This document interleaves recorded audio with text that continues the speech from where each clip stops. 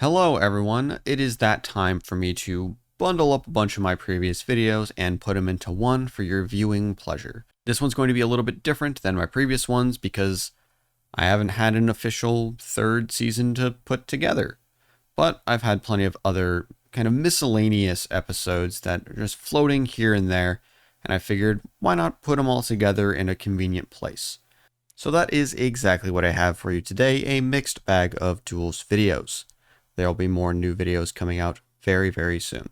Hello and welcome. In this video, I'm going to explore a side of RuneScape that I haven't really touched for the most part, and that is minigames. There are tons of different minigames in RuneScape that all serve the purpose of training some skill, either combat or non-combat it seems. These minigames are also divided into two different categories, being safe and dangerous.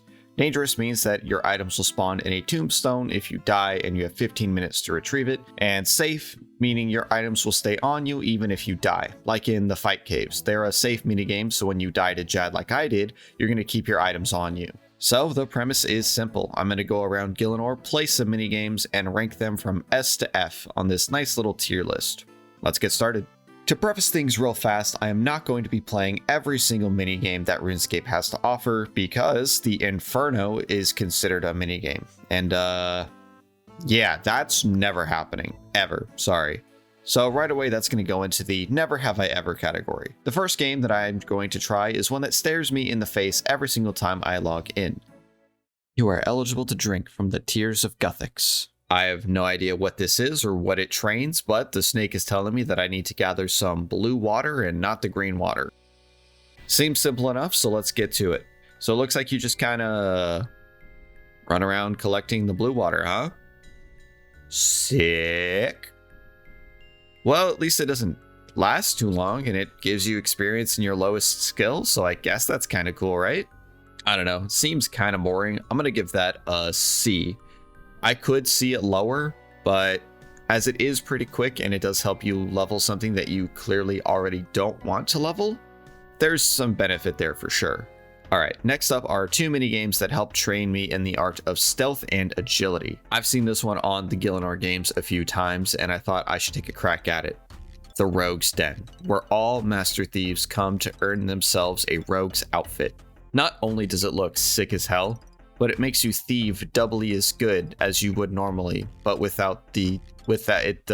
it helps you, it gives you double loot when thieving, okay? Time to get started. Oh, I can't go in wearing my graceful outfit. Looks like I have to go in all natural. All right, I see you. So did I just click past this thing? Yeah, okay, that seems to work. I'm just gonna go ahead and avoid all these markings on the ground if I can. Excuse me, don't mind me one bit. Just gonna disarm these ones right here though. Let's take the path over here with the fewest marks. Okay, this isn't that bad so far. I'm making my way through it. Left or right? Let's go to the right to avoid the pit. Yep. Oh, okay. I guess we're gonna go right this time. Good shimmy, good shimmy. You know, right is right, so let's do that again. Okay, so do I click past it? Do I examine it? How do I cross this? Oh, I click right on top of it. Gotcha.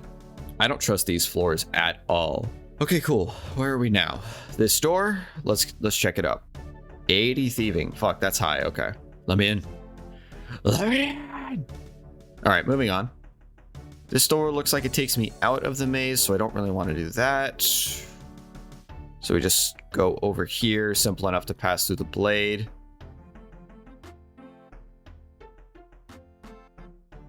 And you know that we're going to go to the right. We always go right in this household. These spikes do not give me comfort. Another shimmy, it looks like. Okay, not too bad. I can examine these walls. And I guess I messed that up. All right, let me try that again, but on the other side this time. Lots of saw blades, cool. But I can definitely fit on this little ledge over here. Come on, game. Tiles. Okay. I guess I grab one and use them on the door? Oh, fuck, I guess that was wrong. I don't even know what happened there, actually. All right, let me grab all the tiles real fast. Maybe they're different. Oh, they are different. Okay, they have different patterns on them. Let me see which one fits. And I just kind of spend a whole lot of time looking at the tiles right here. I'm pointing with my finger on the screen, so you can't really see that, but trust me, the process is happening. Now it looks like we have a door maze. This once again took me a little bit, so I'm just gonna fast forward through it. So far, I'm kind of enjoying this. I'm sure that running it over and over again will get boring, but learning the safe spots and the nerves that come with unlocking a new area is pretty cool. All right, so we're out of the maze. We go down this path and oh, fuck, I didn't even want to go there. I feel like I should be getting close to the end, right? Each run is taking me about 8 minutes, and I can't imagine it's going to be too much longer. All right, just don't step there and we press onward. Cool. I'm going to just disarm all of the things. Can you even fail these pendulum jumps? It hasn't happened to me at all. All right, I don't care for my options over here, but let's just go where there's less blood. Maybe that's a hint. All right, made it past safely. Am I even going the right way? It feels like I'm just going in a circle. Oh, spinning blades, that's a new one. Can I just go through the middle and squeeze past them? I sure can. Sweet.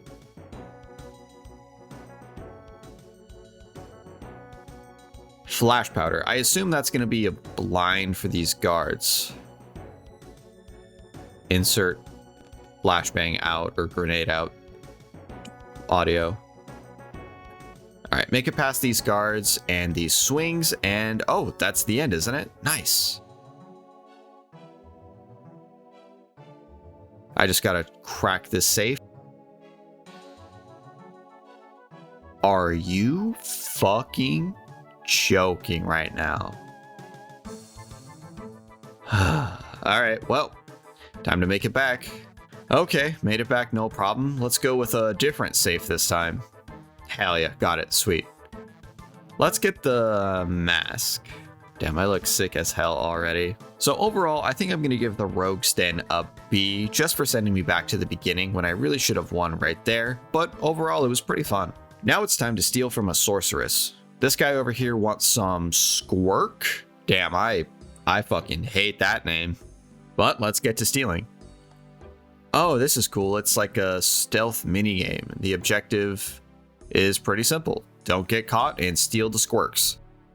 There is one for each season, but unfortunately to enter the summer maze, I need to have a thieving level of 65, and I don't have that just yet, but I think I'll be able to get the gist of the game from the other three. So we start with winter since it's the baby maze. And yeah, it's pretty simple to make it through undetected. Got the squirk? Next up is spring. Okay, I can definitely see the difficulty going up on this one. Just gotta make it over here. And then I make a run for it. Cool. Oh, shit. Okay, I got caught. That's fine. Run it back. All right, got the spring squirk. And now for autumn, or fall as I prefer to call it. So this one gave me some trouble. I'm going to fast forward through the process a little bit. I really like this minigame. It's simple in execution, and it seems fairly replayable with the different fruits you can go for. Perfect. I got each of the squirks, and now... Oh, you want some juice. What do you mean I should wait till I can make a full glass? Fuck, I wish I could read sometimes. It'd be so sick. Okay, well, back in we go. But, as I was saying, I'm going to be tempted to give this an A. I really enjoyed this, and I think it's a nice break from like blackjacking or traditional thieving training.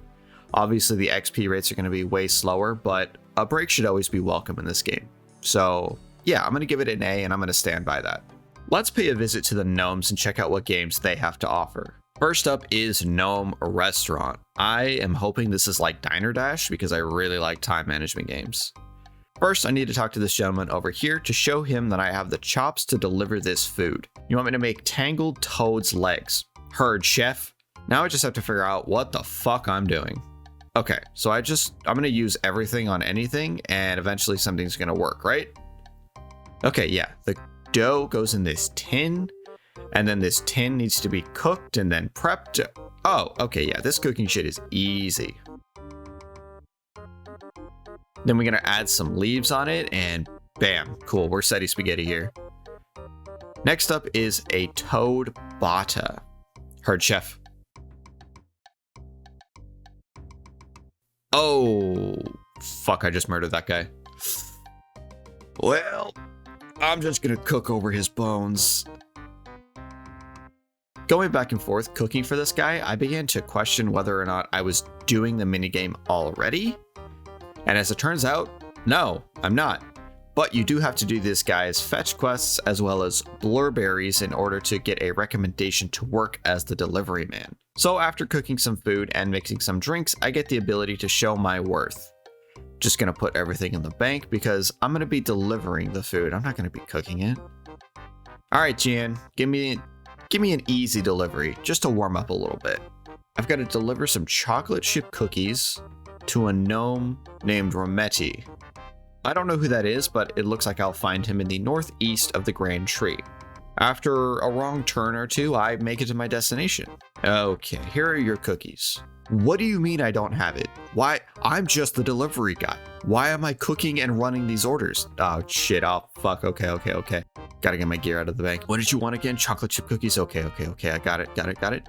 Fuck, how do I make that again? It's this and that, and then this, and holy shit, I did it. Now back to Rometi. Whew. Alright, that was super easy. I didn't panic at all. Let's try an expert delivery. I'm gonna grab all of my gear just in case. But it looks like more chocolate chips are on the docket for a Professor Manglethorpe in Keldagrim. Yeah, sure, I can do that. I just have one question real fast. Where the fuck is Keldagrim? Oh, it's in this mountain, it looks like. Sure, let's do it. All right, made it into the mountain, and I'm gonna guess that I need to enter into this hole over here and talk to this dwarf right here. Yeah, take me over, sure. No, this is the wrong place. I can't get where I need to be. Take me back over real fast. And oh shit, I have to start a quest to get over there. All right, whatever. Please let me have enough time. Okay, cool. The cutscene is over. And no, fuck off. I don't care about your shit right now. Professor, where the hell are you? Hello? Have you seen a Professor Manglethorpe? Oh shit, there he is. Come on, let's go.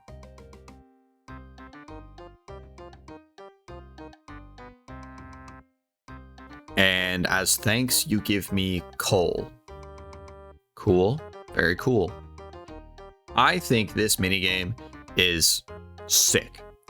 And I think it's a great way for a new player like me to learn where people and places are in this massive world.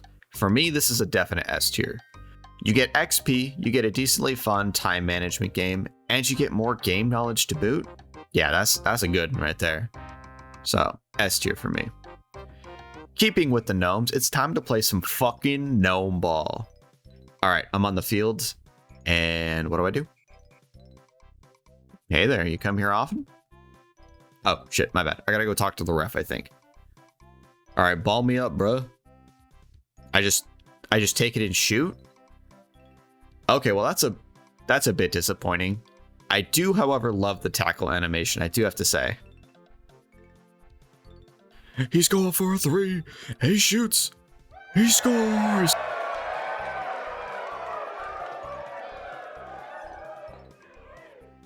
So I'm going to give this one a C. I can see it's kind of fun, but you really kind of have to lean into it to make it fun for yourself. And I don't think the XP rates are very good. So yeah, C for me. The last minigame that I'm going to play for this episode is going to be at the Ranging Guild. It's time to test my archery skills. Honestly, there isn't anything to say about this minigame. You shoot the target and that's it. It doesn't give good XP and the rewards are trash. This is going to go into F tier, I think. Hello and welcome. I am continuing my journey through some of the minigames in RuneScape. And that's pretty much all I have to say for the intro, so let's just get started. Tithe Farm. A name that I have heard for years. No idea what it means, but today I'm gonna figure that out. Hey there, old man, how's it going? Hey, you looking for some work? I got a farm that could use some tending. Yeah, that's why I'm here. I wanted to see what this is all about. Well, you're gonna learn today. Let me just check your prereqs real fast and make sure I can legally let you onto my farm. Oh, yep, looks like you got that 100% host Sadias favor. Editor here. I got that from like sulfur buckets or something like that, like fertilizer. I don't exactly remember when, and I don't remember if I put it in a video, but that's where I got it from. Back to the game. Well, with that favor, let me tell you about these here plants. They grow real fast, and I mean real fast. That also means they die fast. So you best be on your stuff, kid, or else they gonna die. And make sure you're watering them before they grow into their next stage, or else, can you guess what happens? They die. Yeah, I got it. Take some of them seeds and get started. Sounds good. I'll be back soon. So here we go into Tithe Farm. This seems like a simple enough game where you plant the seeds, water them in time before the next stage, and that's kind of it. The challenge comes from when you plant the entire room, I'm sure, but for this video, I just wanted to get an idea of what was going on. And it's pretty fun. I'm glad that I glanced at the wiki before heading in here, and I noticed that it said to bring a bunch of watering cans, because if I didn't do that, I would definitely be in a world of pain. But it's pretty simple. There's not really much to it. I don't know if there are like fertilizers or extra things that you can get in the game to help out, or if it really is just plant, water, sow, repeat. I'll give this a solid B. I liked what I did, but I can see it becoming monotonous, just kind of going through the same motions over and over and over again. And it might even be a little bit stressful when you have that garden full, so maybe it's a little bit more fun that way. The rewards are solid. You get the farmer's outfit, you can get a seed box that can store various seeds, and you can get a watering can that holds up to 1,000 charges. And that's pretty cool. Next up is Guardians of the Rift. Now, I did this for a quest a little while back, and let me tell you, none of that information has stayed in my brain. So this is gonna go great. I'm just gonna show you a few small bits of my first few attempts. As you can see from my very first attempt, I don't have anything useful on me. For some reason, I'm always under the assumption that in the minigames, they're gonna have the materials that you need in them. And that's just not the case. That's just not how this game works. I don't know why I'm like this, but unfortunately I can't really change the past, so we're just gonna have to go with it. The first run ended very quickly, as you might imagine. The second run, I brought a pickaxe and a chisel, and this was a bit better because I could gather some of these shards, but I really didn't know what I was doing with the shards, and I swear I used them on this bench to the left of the entrance, but I guess I didn't. I don't know, man. I'm just as confused as you are. We'll get to that later. I was still pretty confused as to what was happening.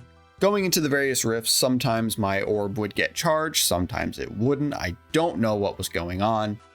But then I decided to take a look at the wiki to see if it could help me, and I noticed something interesting. The official world for this minigame. Now, I've been hopping worlds since I started playing, and I had seen the various names on the different worlds, but I didn't really think too much of it. If anything, I just assumed it was like data center names, like in Final Fantasy. Boy, was I super fucking wrong. I swapped worlds, and oh my god, there's so many people here. Now, this was my chance to get some decent footage of the game, but there were so many people in here that the rift was full. So I just kind of had to wait around and spam click the door until I was allowed inside. But boy, let me tell you, once I was able to get in there, I did my best impersonation and pretended like I knew what was happening. I just started doing what other people were doing. I mined for the first little bit, getting a bunch of this construct material, and then I saw people using this bench.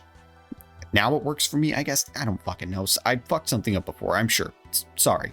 I was building and rune crafting and offering power to this great guardian, and I found myself enjoying this quite a lot. I did find towards the end that I was pretty useless because I just couldn't really add to anything, but it was still fun. I liked it. I don't know if it was being able to actually play the game how it was intended to be played, or if it was seeing tons of different people running around, but I really enjoyed what was happening. I know that RuneScape is a popular game, but I've spent most of my time playing it as a solo adventure. The most amount of people I ever saw at one time was at the Grand Exchange, and half of those people are fucking bots shilling some gambling website. No man, fuck off, I don't want to hear it, get out of here. This was a really cool experience, so it may be some recency bias, but Guardians of the Rift is going to get an S from me. In fact, it's going to go above Gnome Restaurant, because while the gnomes gave me some useful information with game knowledge, Guardians of the Rift let me feel like I was playing an actual MMO. It also trains rune crafting, which apparently is fucking terrible, so that's really good as well. But yeah, Guardians of the Rift is really, really cool, and I'm definitely going to go back and play it some more. Are you ready to hop, skip, and fall to your doom? Well, I know I am. So for the next minigame, I took myself to the Brimhaven Agility Arena. I brought some food with me, I paid the man at the door, and he let me in, and I was ready to go. I'm going to be honest with everyone right here. I don't mind training agility that much. I know some people really, really hate it, but I'm okay with it. I don't know why I'm okay with it, but I just don't really mind doing it. So as expected in this minigame, it's just an agility course that changes based on where you need to run. The objective is really simple. Find the yellow arrow above the ticket dispenser and make it there in time. You have like a minute or so to get there. You have to collect these tickets and you can turn the tickets into this person right up here, and they will give you either experience or other items of worth. I missed the mark a few times due to falling over or poor pathing or, running into a saw blade over and over and over again, but it was pretty chill overall. I liked it. With most of these minigames, I can see them getting pretty monotonous and boring, but I think the best way to look at these minigames is to take a break from the traditional grind, do something a little bit different. That way the normal grind doesn't seem as bad. You have a nice little balance there. I don't know how good the XP rates are compared to normal rooftop courses, but you're able to get recolored graceful outfits with the tickets, and that's pretty cool. Oh, and you get to do some cool bullet time dodges. Hell yeah, that's so sick. I'm gonna go ahead and give this a B. For me, it was fine. Nothing about it made me upset or question why I was doing it, and the rewards do seem pretty useful. Morytania, an area that I really only visit if I'm running barrows nowadays, but there's a minigame located here and we're gonna play it. Shades of mort'ton. Shades of mort'ton. Whatever. There seems to be a lot going on in this minigame. Once again, I did a quest here that taught me how to play it back in the day. Once again, I did a quest here that taught me how to play this minigame, but I wasn't really paying attention and I don't remember much of anything. Luckily, the wiki has my back on this one. I need to get some olive oil, which I can buy from this guy right here. A hammer. I bought the flame tier hammer earlier during the quest, so I have that in my bank. An axe to chop down some trees, and a tinderbox to light the pyres. First things first, I need to bless this olive oil into sacred oil. There's an extra virgin olive oil joke here, but we're just gonna leave that be, okay? But before I do that, I need to smack this wall until this number right over here says like 10% or something. Then I can light the sacred flame and make the holy oil. Okay, I'm just gonna make a few of these to be safe. And don't mind me, I'm just gonna snag a few of these remains off the ground real fast. Okay, so with the remains gathered, the oil created, let's go burn some bodies. I need to use the oil on logs, place the logs on the pyre, then place the remains on the pyre, and then burn it. And then when we do that, we get rewards. Cool. All right, let's go ahead and do that a few more times. Got coins that first time.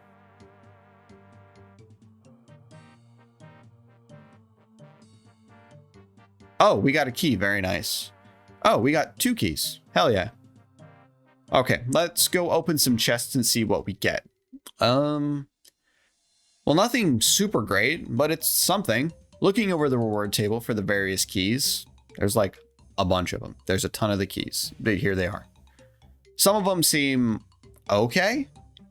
Like these books might be cool to get. I really don't know if they're good, but it didn't seem like there were some crazy drops from any of the chests. The best thing is probably the zealot robes or maybe the gold locks to get that really cool coffin back piece. But yeah, I'm not really sure. I'm going to throw this in C tier. You get to train a lot of skills at the same time, which is okay, but the rewards don't really seem to be super worth it to me. But who knows? Maybe I'm wrong. I don't know what the fuck I'm talking about 90% of the time. Maybe the rewards are really, really good. The last minigame in this episode, we're going to be doing Fishing Trawler. I wanted to see what it was like going solo, so I tried that out. How bad could it be? Holy shit, Murphy, why is your boat so fucking shit? Is this thing made out of my self-esteem? It's got more holes than Swiss fucking cheese. Okay, so that didn't go very well. Let's try going on to the Fishing Trawler world. Oh, okay, we got one more person with us. I guess that's good. Oh no, we're still sinking. It's still bad. The boat is still shit, and Murphy is a terrible person for bringing people out onto the open ocean in this death trap. Although there weren't a ton of people here, I don't know if it was the time that I tried to play or what was going on here. I still had a decent time frantically trying to keep the boat from sinking, and you can get the angler outfit from this game, which is really, really useful. So a solid B from me on this one.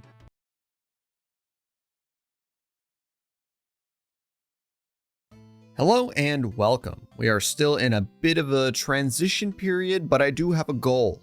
I want to make some money. I've made this joke before, but in real life and in the game. To do that, I need to start getting things done. Specifically, I want to make money with barrows because I'm itching to get another piece of gear, and I can't possibly have worse luck than my last run at barrows, right? What was that, like 50 something dry? Oh, 66. Yeah, that was brutal. So that's the plan. But before we start grinding those brothers, ayo, I want to get more bang for my buck, more cheddar with my cheese, more gold, okay? I want more money. So I'll be venturing into completing the hard Morytania diary in order to get that sweet boost in runes. Last I checked, the rune prices were pretty shit, so this might be a waste of time. But you know what? It's going to be my waste of time. So without further ado, let's get going. Here are the requirements for the Morytania Hard Diary. I have almost none of these done, and some of these are going to take me a bit of grinding to get. I'm looking at you, Piety. Man, I hate training prayer. Let's save that for last. For now, I'm going to get the quest requirements taken care of. We begin with King's Ransom, and as I look at the wiki for the requirements, it took me a bit too long to figure out why I did this in the first place. Completing this quest will give me access to the Night Waves training ground, which has the altar of nature that I need to pray at with Piety active. So a problem for future Dool for sure. Present Dool, however, wants to get this started. We begin this quest by talking to Gossip, who is outside of the Sinclair mansion. As you may remember, we did our best Horatio Kane impression and solved this murder. However, Gossip tells us that the Sinclairs have up and moved after Anna was incriminated as the murderer of Lord Sinclair. But I don't think she was the person that I found guilty, right? Yeah, I didn't think so. Hey, Gossip, are you sure you got this information correct? Who's your source? Wait, King Arthur and the Knights are missing? That seems like something you should have led with, right? You're really burying the lead here. Sure, I'll go take a look around and see what I can dig up. We speak to this guard, and he tells us that he believes that since Lord Sinclair gave the castle to King Arthur, there is a larger plot to reclaim the entirety of Camelot going on here. And I guess the seers of the village have forbid anyone from entering the castle, so now it's up to me once again to get this shit solved. Alright, I guess it's time. I swore I'd left this world behind me. Well, if someone comes asking for help, I can't just say no. This case must be solved. Just one last time. For old time's sake. Alright, now it's time to find some clues. Luckily, all these clues seem to have this really nice, shining, bright blue light, making them super easy to find. You'd think that a murderer would put some more effort into hiding these things, but I'll take an easy case when I can find one. After the clues, we speak once more with Gossip, and they have some more lore on the Sinclairs. Essentially, they are a super rich family, obviously. The father, Lord Sinclair, was friends with King Ulfus, and the children were real pieces of shit. Real nepo babies who are pissed that their father gave their mansion away. And we also find out that Anna is in the courthouse and is almost guaranteed to receive a guilty verdict unless we stop this. We meet up with Anna, and she tells us that she is being framed for the murder. And I believe her because we didn't peg her as the murderer in the beginning, so yeah, she didn't commit the crime. Don't worry, Anna, I will represent you in the courthouse. Do you have a law degree? No, I've never been to law school. Have you passed the bar? I've passed by many bars in my life. I'm so fucked. Now it's time for the Phoenix Wright section of RuneScape. Objection! Alright, I'm sorry, I've always just wanted to do that. Okay, now time for the trial. I begin by questioning the butler, who refutes the dagger having any fingerprints of Anna's on it. The next is the dog handler, yada yada yada. Essentially every person that I call up here is able to prove that Anna is innocent, which is going to look great on my record. After we set Anna free, she's back to being a real bitch, but she tells us how to get back into Castle Camelot, so I guess, you know, all square. Ooh, we get a cutscene, hell yeah. Oh, fuck. Oh, fuck you. I can't believe you've done this. Hey, Morgan. How's it going, girl? Can we just be cool about this for a second? No? All right.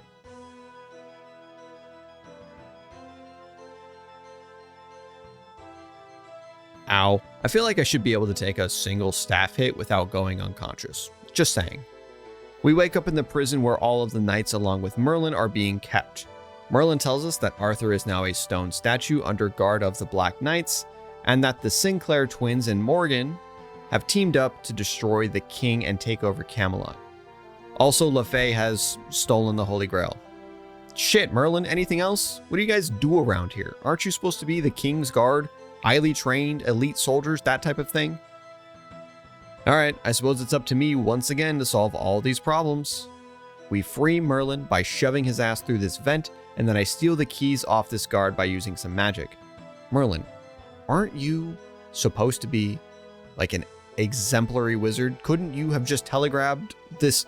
Never mind. Fucking Jesus Christ.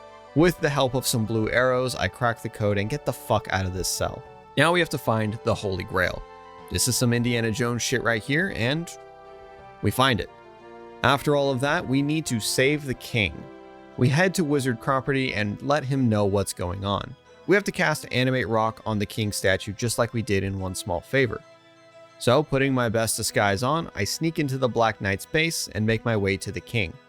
A little abracadabra alakazam later, the king is a real boy once more, and he leaves. We teleport out and complete the quest by talking to the king back in the castle. And for our troubles, we get a bunch of defense XP and an experience lamp. All of this experience is going to get dumped right into agility. But most importantly, we gain access to the Knight's training grounds. The next prerequisite I need to complete is partial completion of the Great Brain Robbery. But I usually just prefer to complete these quests when I start them, so we're going to go all the way with that. Shh, quiet, let's just ignore Fairy Tale Part 2. That one doesn't count, okay? To start this quest, I need to sail to Mostly Harmless and speak to a Brother Tranquility. My brother in Christ, you're looking a little pallid. Do you need some food or something? You're looking bad. We speak to him and he explains that he and his fellow monks are in a bit of a pickle. Well, yeah, I can tell. And of course, being the hero we are, we accept. With that, Brother Tranquility teleports us to Harmony Island and something kind of quirky happens. My game fully fucking bugs and I can't continue with the quest right here.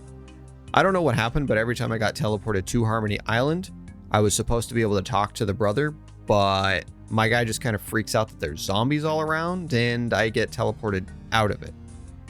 And yeah, that sucked. But in all seriousness, I just needed to restart my game because I was stuck in that weird loop. After a quick reload, I'm able to continue the quest, thankfully. I head to the statue of Saradomin and I pull that shit with my massive 70 strength. Heading down, we find ourselves under the sea like Sebastian. With some prayers up, I make my way to the stairs that need repairing. After we take care of that, I must do a little bit of eaves peeping, and we see Migor and Sorebones talking about some plague they're trying to unleash. That doesn't sound great. So let's do something about that, shall we? Tranquility says there is some kind of prayer that can pray the poison away. How convenient. So we head over to the Edgeville Monastery and steal this prayer book.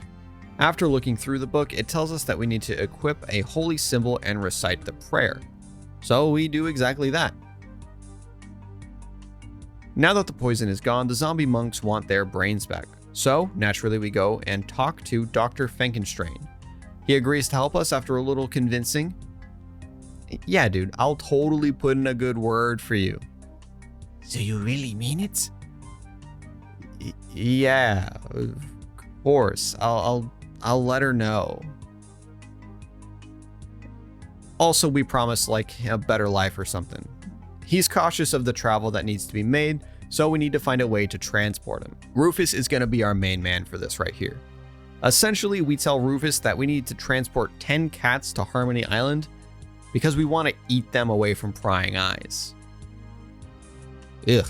So off to my workshop I go, and I create 10 wooden cat toys that will definitely fool Rufus. Once those are made, I head back into the castle and create the crate. That took me so many times to say right, I want you to know that. In the crate, we make a false bottom and stuff the doctor in there. Nah, Rufus, trust me, these things are good to go. They're not moving? Damn, that's crazy. Anyway, I'm getting real hungry, so we should like move this along, don't you think? With the doctor safely transported, we are teleported back to Mostly Harmless and pick up some materials. A fuse, a tinderbox, and a keg of black powder. I know where this is going. We blow a hole into this building and kill a bunch of zombies for the loot that they contain.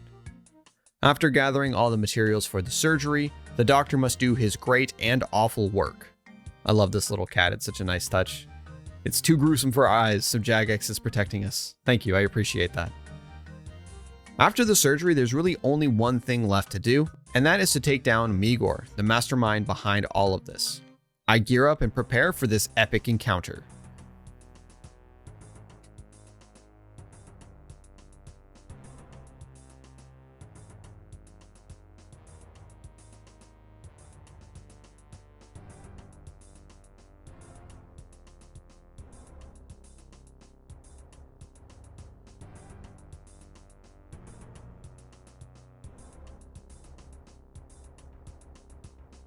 Incredible, we've done it.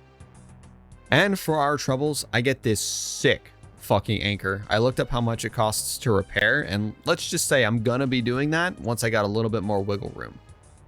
The quest is now complete, the lamp once again goes into agility, and we are now 2 steps closer to completing the Morytania hard diary.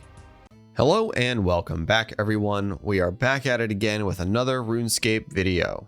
In this episode, I continue to work towards my short-ish goal of completing the Morytania hard diary.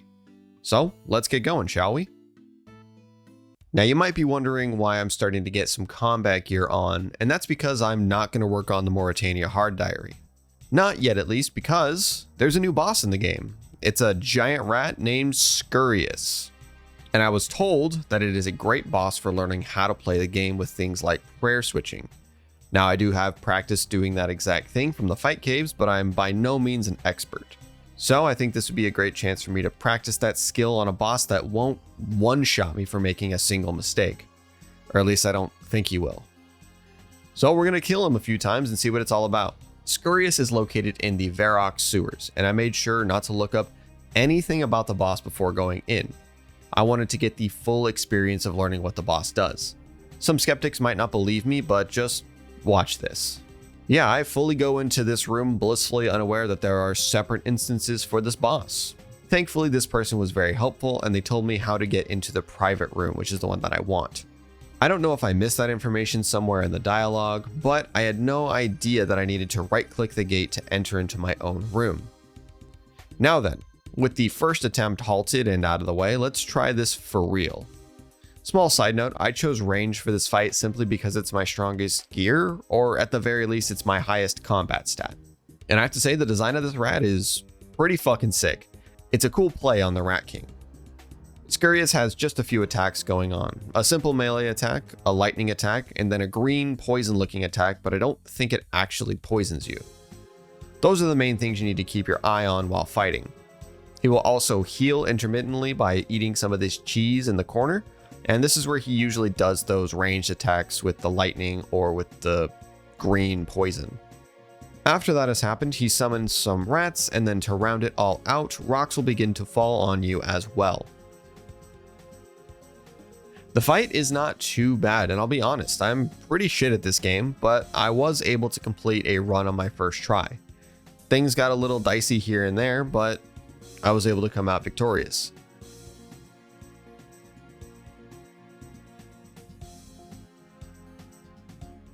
So I go for another run.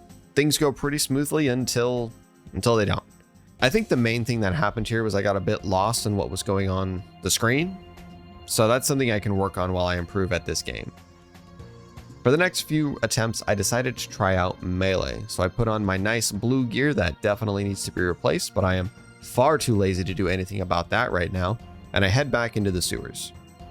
And look what's in my inventory, you guys. It's a DDS. I took some advice from the comments on my Beneath Cursed Sands video, and I have a spec weapon. I love this thing, and it's gonna be my first time using it. I'm stoked. Yeah, sure. Get fucked, rat. Hell yeah. Melee seems to be a bit better if I'm being honest. I feel like I'm hitting more consistently. So it's pretty much the same thing, just hit the rat with my sword, make sure that my prayer is right, and kill. I managed to get 10 or so kills, and I had a great time while doing that. That boss is pretty cool. I'll be coming here to get the weapon that he drops, the spine that you can make into weapons specifically. And after looking at the rat wiki, this is apparently a really great way of farming combat XP with those specific weapons equipped. So I'll be getting that sooner rather than later, I hope. But yeah, that was a fun fight, a cool design, and I'm all here for it. I like that you're able to kind of learn how the game plays. So thanks for that, Jagex. Appreciate it. And now it's time for some less fun tasks. I need to get to 50 construction and 66 agility. Both of those are required for various tasks that I need to do. The construction is for the Carol portal in my house, and the agility is for climbing the spike chain in the Slayer Tower. I have no idea what that means, but I'm going to get the level for it and try it.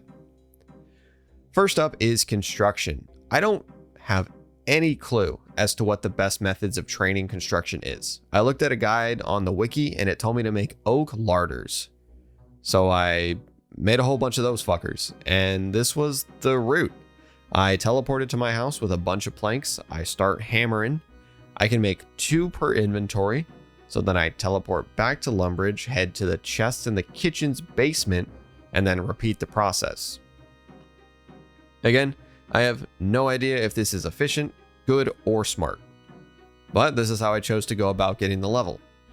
I don't even know what a Carol portal is. Hang on.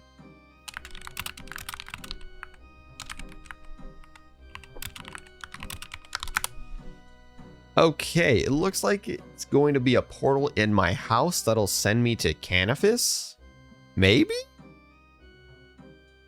Yeah, wait. A player can cast a spell who have 50 construction can build a portal in the portal chamber and direct it to Carol. I don't know what the fuck that just... I don't know what that means. Okay, I guess that means I have to make a portal chamber 2? Alright, well, what does that entail? Oh, it's 100,000 gold? Sick. Cool. Well, this is all about making money, so I guess you gotta kind of spend money to make money, right? Please fucking help me. This game is so goddamn expensive. Alright, we're about to finish up the grind, and that wasn't too bad. It was a little monotonous, but once you get into the rhythm, it's not terrible. And there it is, level 50 construction. Hell yeah. Now it's time for some agility training. I head to Sears Village, throw on some Dimension 20, and click on the green and sometimes red boxes until I level up. Now, I really hope I'm not misreading the diary entry for the advanced spike chain. I'm sure it's not as simple as just climb this thing, but I don't see anywhere where it says this skill is not boostable. Because on the piety requirement, it says the skill is not boostable. So I'm under the assumption I can boost this. Some of you might notice that the level 71 requirement is oftentimes not the same number as my current level of 65. But that's where the 66 comes in handy, as well as this bad boy. That's right, the Summer Pie that gives a +5 to your agility level. And that, my friends, is just enough to climb this chain. Or at least I hope it is. Because if I rock up to this chain with a mouthful of pie and nothing to show for it, I'ma be pissed. There's nothing here that says I can't do this. And I know that I could look it up to be extra sure, but let's be honest here. If I do fail, it would make for much better content. So let's hope it doesn't come to that. Well, also, while I have you here, what the fuck do I use these Marks of Grace for now? They have a GE price, but I feel like I tried to sell them at one point and was unable to. So I have no idea what purpose they serve after getting full Graceful. I will always pick them up, but I'm just curious because I assume that they would serve some purpose rather than just being here. But hey, what do I know? I just died to a rat like 5 minutes ago, so don't take my word on anything regarding this game. Alrighty, the level has been achieved, so now let's actually complete some of these entries, shall we? Let's go back in time just a bit and use the Carol teleport. Okay, so in order to build this portal room, I need 100k, like I said before, but I will also need to build this centerpiece, which uses limestone. A simple trip to the GE and I've got that. I also picked up iron for no goddamn reason because I didn't read the wiki properly, and I thought those were going to be needed to make the portal, and as it turns out, a teak portal doesn't need iron bars. Just a little pro tip from your friendly neighborhood Dool. I need teak planks, of course, so once more back to the GE, and then back to my house where I can make that portal. Hell yeah, now that's done. Okay, so it looks like I need to set this thing up now. Okay, so this is where I select where it's headed to, but it says I need 100 casts of that specific teleport. Cool. What runes do I need in order to cast this? Blood and Law. Okay, got it. Once again, back at it at the GE, buying some shit, and once again teleporting back to my house to finally imbue the portal and teleport. Hell yeah, that's one down. Let's fucking go. Next up is the spike chain in the Slayer Tower. Now I'm really banking on this game letting me boost this stat, so let's hope I can do that. First, let's just see what it's all about. Okay, so here's a chain. I assume that's it. So apparently it smells so bad up there that I will die if I don't wear a nose plug. That's fucking crazy. Y'all need to shower, goddamn. Well, let me just head down to the Slayer Master real fast, buy some nose plugs, and you know what? Fuck it. Back at the GE buying some summer pies, and let's just rip it, okay? All right. Back up to the Slayer Tower we go. Nice, okay, no issues with that chain. No achievement popped, so that is not the one I'm looking for. Okay, it's gonna be over here. Just gonna toss a prayer up and hope for the best. Hello, Bloodvells, don't mind me, just passing through.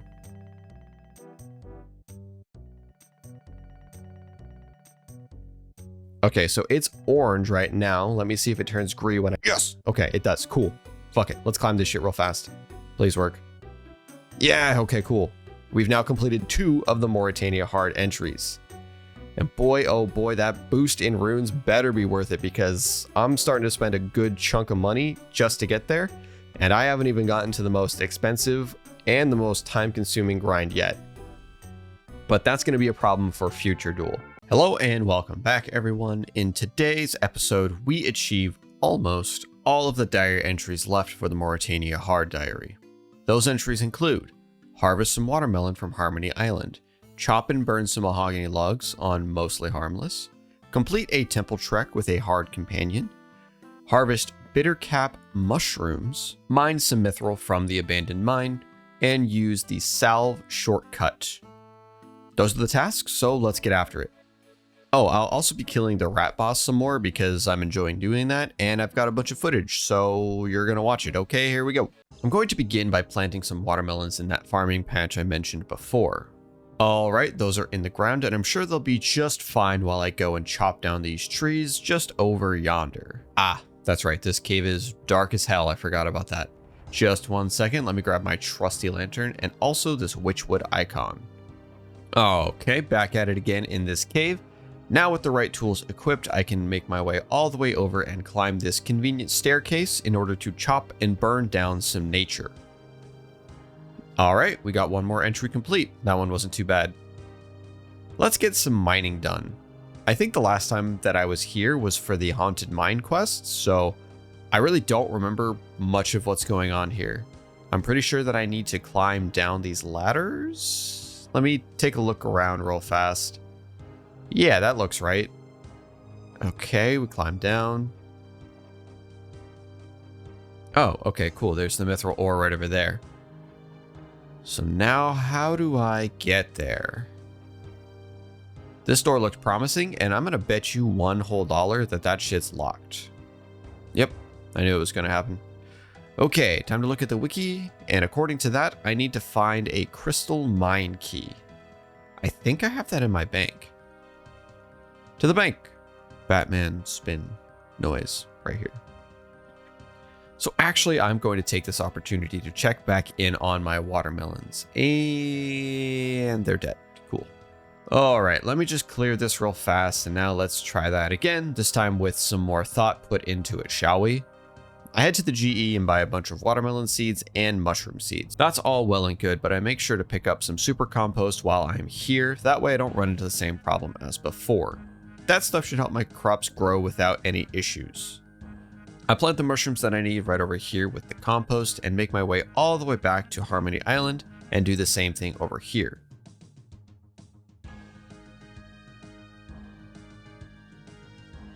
Oh, real fast before I forget, I do climb this shortcut and complete the, oop, wait, sorry, misclick, just give me 1 second.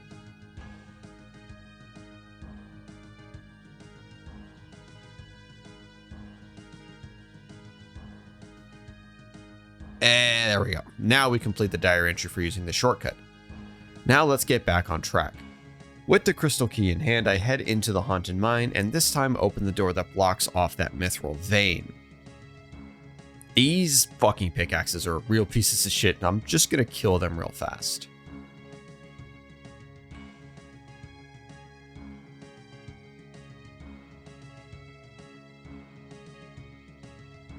Okay, it responded a little bit faster than I would think because I'm not finished killing the second one. Alright, resort to plan B of just spam clicking this shit until I get the ore. Okay, cool. Hey, fuck you guys, I'm out of here. Now it is time for the hard temple trek. I've only done this one time and that was during the quest in Aid of the Mire Key. And I'm almost positive that wasn't even the full experience, so I have no idea what I'm in for. This calls for the wiki page for sure. Okay, so what am I going to need for this hard trek? Alright. I can fill my follower with 15 pieces of food so that they can heal themselves. Alright, let me just give you a bunch of lobsters, I guess. My gear is not great, but I don't really have any of those other things, and I'm not in the business of going out of my way to help these people, you know? It's just not the kind of person I am. So now this person is full up on lobster, and I need to gear myself up now. I think melee is probably the best for me at this point. And it looks like a silvered weapon is needed to kill a vampire at the end. Oh, man, there's a lot of stuff here. Shit. After truly like 15 minutes of inventory theory crafting, if you can call it that, I decided to just go for it with this setup. I'm going to go ahead and take the easy route. That way I have a chance to miss encounters, and the fewer of those that I have to deal with, the better. But I want everyone to know this is going to just be a trial run. I don't expect to clear this on my first try, but here goes nothing.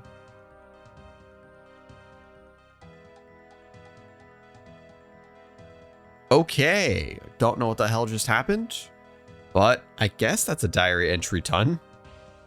I literally could have gone in naked and the result would not have changed. That's fucking crazy.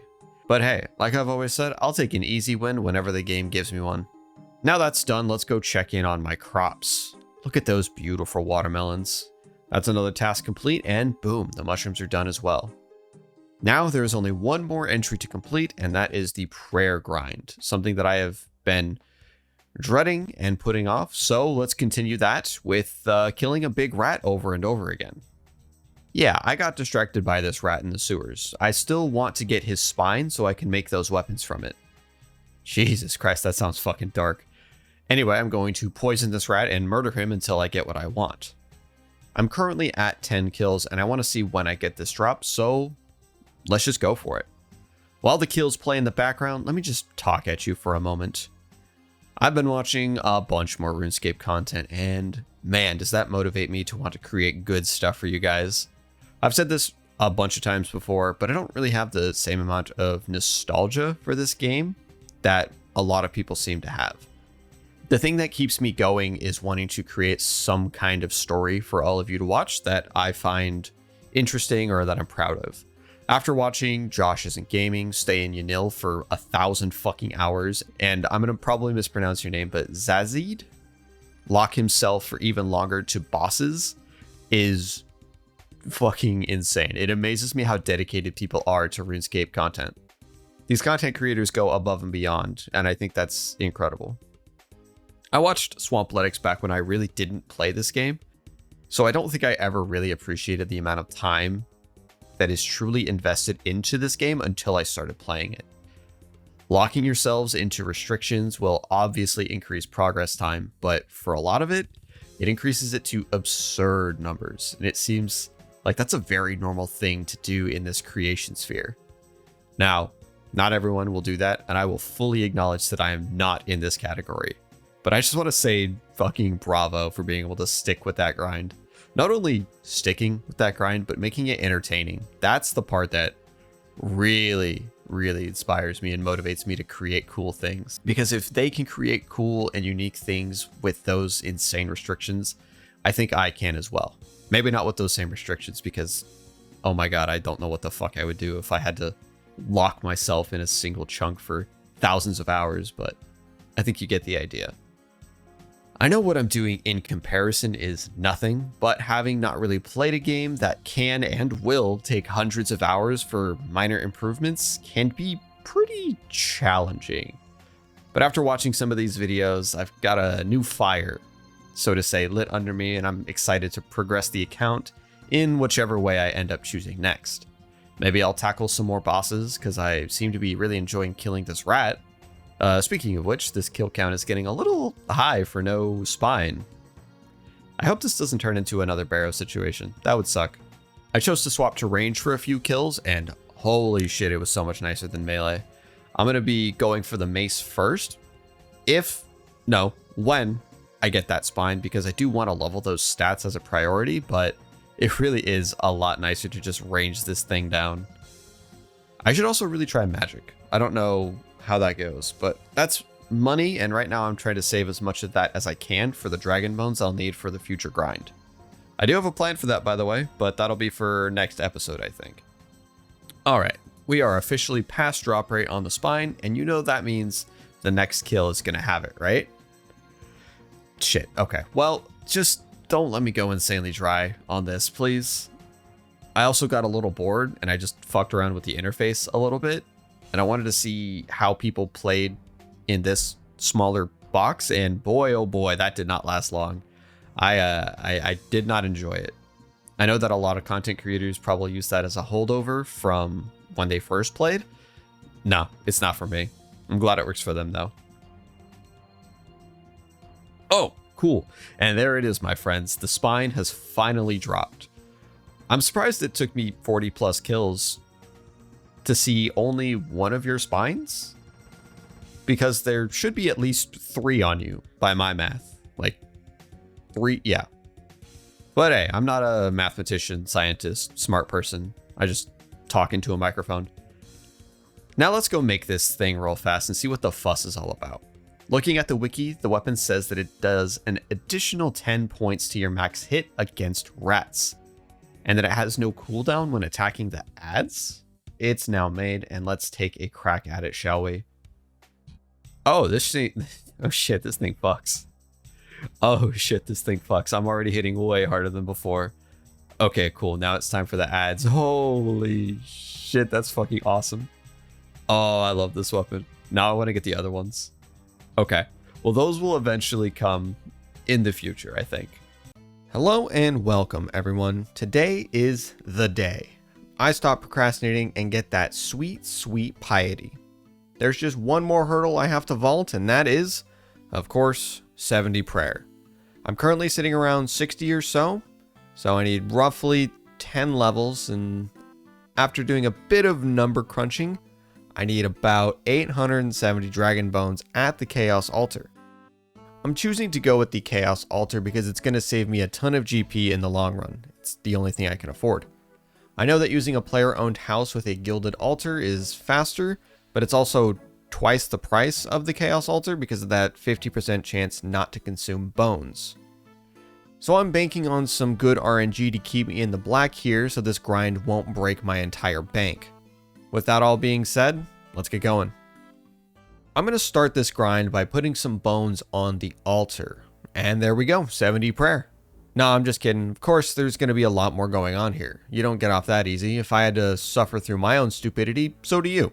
So yeah, I didn't really bother to look up anything besides the price of bones for this grind, unsurprisingly. So for the first few runs, I ran from Edgeville to the Chaos Altar for way too long.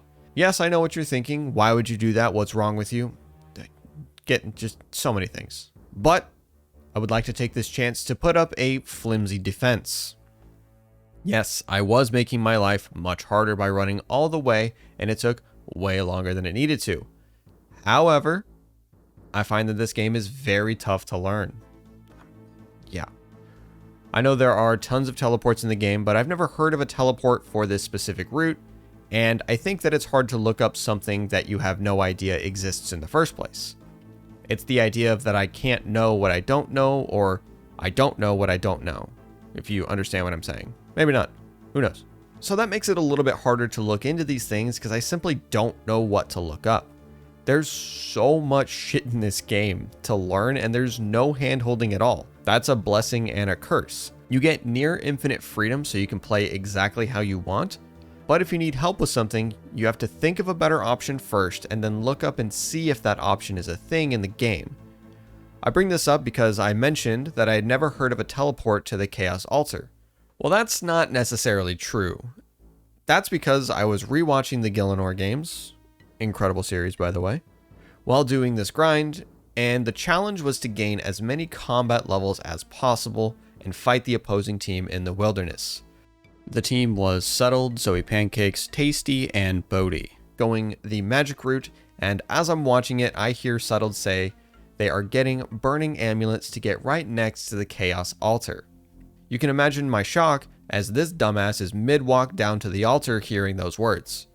So, of course, I look it up on the wiki, and sure enough, the burning amulet will give me a teleport right to the lava maze, which is within spitting distance of the altar. Please be kind to me in the comments. So yeah, this really changed things for me.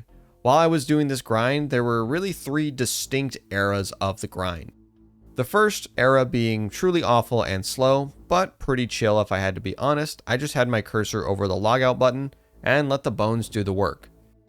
This was fine for a bit, but I did find it taking a bit long for my liking, and it seemed like there was a lot of PKers at this time. I don't know what was going on, but there were a lot of people just hopping to this fucking place. The second phase was still slow because I was still running from Edgeville, but I decided to use the bones on the altar in rapid succession to speed up the experience. I just threw up protection from magic and kind of went to town. If there was a PKer on me, the most that they would generally get from me is like 4 bones. Congrats, dude, you made like 8,000 gold. Really solid work out there. Proud of you. And then finally enlightenment came. The burning amulet to the lava maze and then spam clicking those bones to make them go as fast as possible. This last era was obviously the best. It was so much faster and just better all around. I know, I need to start looking into making things more efficient for myself in this game. I haven't done that really before, and I'm realizing that's what RuneScape is kind of all about. I've never been one to just do what works best for me or what gives me the best options as fast as possible. I usually just play games at my own pace, whatever that means. This game, however, takes a little bit too long with that lax of an approach, and you're gonna feel it in the end. So I'm gonna do my best to try and be better. After that, we finally have 70 prayer. We fucking did it, guys. Aren't you proud of me? Like, yeah, that's a good one. We did it. This clip was so perfect. I'm getting my shit absolutely rocked as soon as I hit 70 prayer. I can't ask for better timing than this. I've already won the war. This man can kill me. I don't care. Now there's just one more thing that I do need to complete before I actually finish the diary. Of course there is. There's always one more thing. God damn it. And that is to take on the Knight's Training Ground. If you remember back in the first episode of this mini season, I did King's Ransom, which gave me access to the Knight's Training Ground just for this purpose. After looking at the wiki, I need to be pretty careful in here because these dudes don't fuck around and you can't use prayer. So I gather some gear, buy some combat potions. You might notice that there's a few upgrades here. Got some dragon boots because they were cheap. I think that's the main one, but yeah, I got some dragon boots because they're cool and they were cheap. I buy myself some combat potions, and I also get some monkfish because they heal a lot, and I head straight into Camelot. I'm a poet and didn't know it. I'm gonna flinch these guys the whole time. That way I don't have to do this more than once. Or at least that's the plan. It's been a while. It's been a while since I flinched something, so you can see that my first fight didn't actually go very well. I didn't actually flinch him, but I rather just played a pretty bad game of peekaboo until he died. Here is how the flinch is supposed to work. You got to get them on this like weird diagonal thing where once their HP bar goes away, you can smack them and they don't get a hit on you if you do it right. I fucked it up a few times, but that's okay. So yeah, I'll see you all in like 30 or so minutes while I just kind of beat these guys until they die. These guys have like a million defense because I could not hit them for shit. There were times where I would hit like 7 zeros in a row. It was absolutely brutal. Doing this legitimately seems tough, insane, and props to anyone who actually did that. Couldn't be me. I would spec them down with the Dragon Dagger, hope for some poison procs, and then hope that I would fucking hit these guys until they eventually died. Each of these knights is weak to a certain attack type, so I made sure to bring a few weapons that covered all of my options. Now, remembering this wasn't too challenging because luckily on the wiki it tells you exactly what they're weak to, so I would just swap the weapon accordingly and we were off to the races. Overall, this wasn't too hard because I cheated by abusing the game mechanics, and before you know it, I definitely knew it, trust me, it took me fucking forever. I've now completed the trial and earned a bunch of combat XP, and finally, my friends, it is time. I run my ass over to the grotto, pray at this altar with piety active. There it is. And there it is. We have completed the Morytania hard diary. This is a big moment for me. Be proud, please. I claim my legs and unlock the 50% extra runes from Barrows. Hell yeah. Now you know what this means. It's time to run that shit back. These brothers are gonna greet me with open arms and I'm gonna get an item sooner rather than later. I can fit, fuck, never mind. So you may notice some gear upgrades. Like I mentioned, the dragon boots were cheap, so I picked those up myself. I also got a warped scepter because it's way easier to charge than the Ivan's staff, and the DPS seems to be comparable. Or at least that's what I was reading. I'm doing my best to try and read more on the wiki to learn. Please be proud of me. Gearing up and diving back in was actually a lot of fun. I do wish I had better luck at this fucking thing, but God, I don't even remember what chest it was when I got my last item, but I'm fairly certain I've always gone past drop rate for an item. I think right now I want to get to the nice even number of 150 Barrows runs. So let's see how much money I get from these extra runes. I don't actually remember what my Barrows setup was, but this stuff seems to be working out alright. Sure. Seems to be okay. Something that I might tackle in the near-ish future is the combat tasks to get the Gommel's hilt so I don't have rare praying while in here. Maybe that's just what my account is now. Maybe it's just ways to make my Barrows experience not suck until I get my, you know, 4th, 5th item or whatever it is. You know what would make the Barrows experience much better for me though? If I could get a fucking item. Jesus Christ, these brothers are assholes. They ain't giving me shit. I don't know what I'm doing wrong here, but God, they hate me. At least I am making more money this way though. I was really hoping for something cool, like a Carol's top or a weapon, something that isn't the dog shit hammers, you know? Also, shout out to this dude asking the realest fucking questions. I rarely read chat in-game, but that popped up and I had to respond in whatever small way I could. Doing these runs gave me a bit of time also to think about what comes next for the account. And you know what I'm gonna say? I got no fucking clue. I think it'll still just be a little bit of whatever I want. Maybe some skilling, maybe some more quests, maybe have my friend show me a raid or two because that seems like fun. Who knows? I do know that I am going to put a bit more effort into actually learning the game. That way I'm not too painful for the veterans who watch me.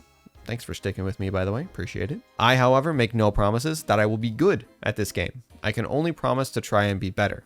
Those are two very different things. Wowee, would you look at that Barrows number? We have reached the summit, for now.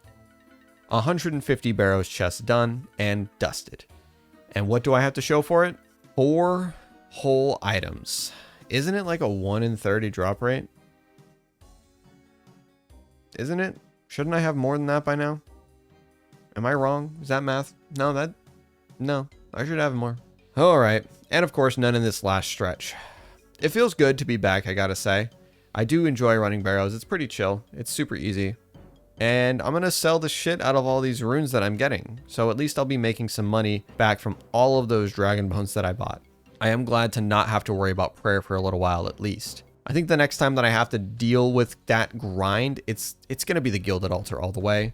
I don't like running into the wilderness. It gives me the anxiety, if you know what I mean. But, you know, that's after I make like 10 billion GP or something, so I can just AFK that shit all the way to 99 most likely.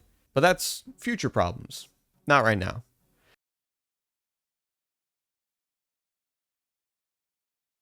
Hello and welcome back everyone. There's a whole new area in Runescape, as you might have heard.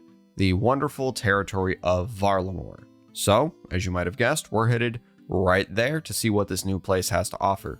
Let's go. Okay, small thing before we actually get to this new area, we do have to complete the quest Children of the Sun. We begin this by talking to Alina over here in Varrock, and she tells us that the delegation from Varlamore is on its way to town. Getting right to the point, we ask when that should arrive. Oh, damn, they're already here. You'd think I would have noticed that earlier. Yo, these people look sick as hell. I'm pretty pumped to see what this new area looks like. Oh, yeah, for sure, dude. I'm sure that guy isn't up to anything nefarious. Really? That guard is just gonna let the dude smuggling a whole ass body just pass him by? No questions? Alright, fine. Well, it seems like there's something happening going on here, so let's try and figure out what it is. I'm just gonna follow this guy for a little bit. Wow, I hope that nobody is behind me, just following me to my shady ass hideout, where I'm gonna unveil the master plan. What was that? Oh, it must have been nothing. Anyway, hey guys, I definitely wasn't tailed this whole time. There's no one that's right behind me listening into our conversation right now. After we eaves peep on the baddies over here, we return to Sergeant Tobin, tell him what's going down, and he instructs us to mark these bandits. Marked, marked, marked, marked. Y'all stick out like sore thumbs. You should try not standing in the bright blue boxes next time. Just a tip. Now all the bandits have been arrested and we get to talk with one of them. Oh, and the prince is here as well. Cool. The bandits tell us that they were hired to kill Sorceress, the Teocan of Ralos. That's like a high priest. I had to look it up. Once the cutscene ends, the priest thanks us for stopping the assassination attempt and offers us access to Varlamore. All we have to do now is accept and speak with Regulus Cento and he will take us there. We get to ride on a Quetzal? That's fucking sick. Oh, wow, this place looks really cool.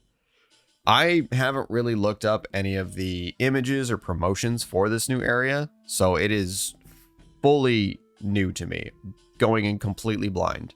I'm really digging this place just off of how it looks.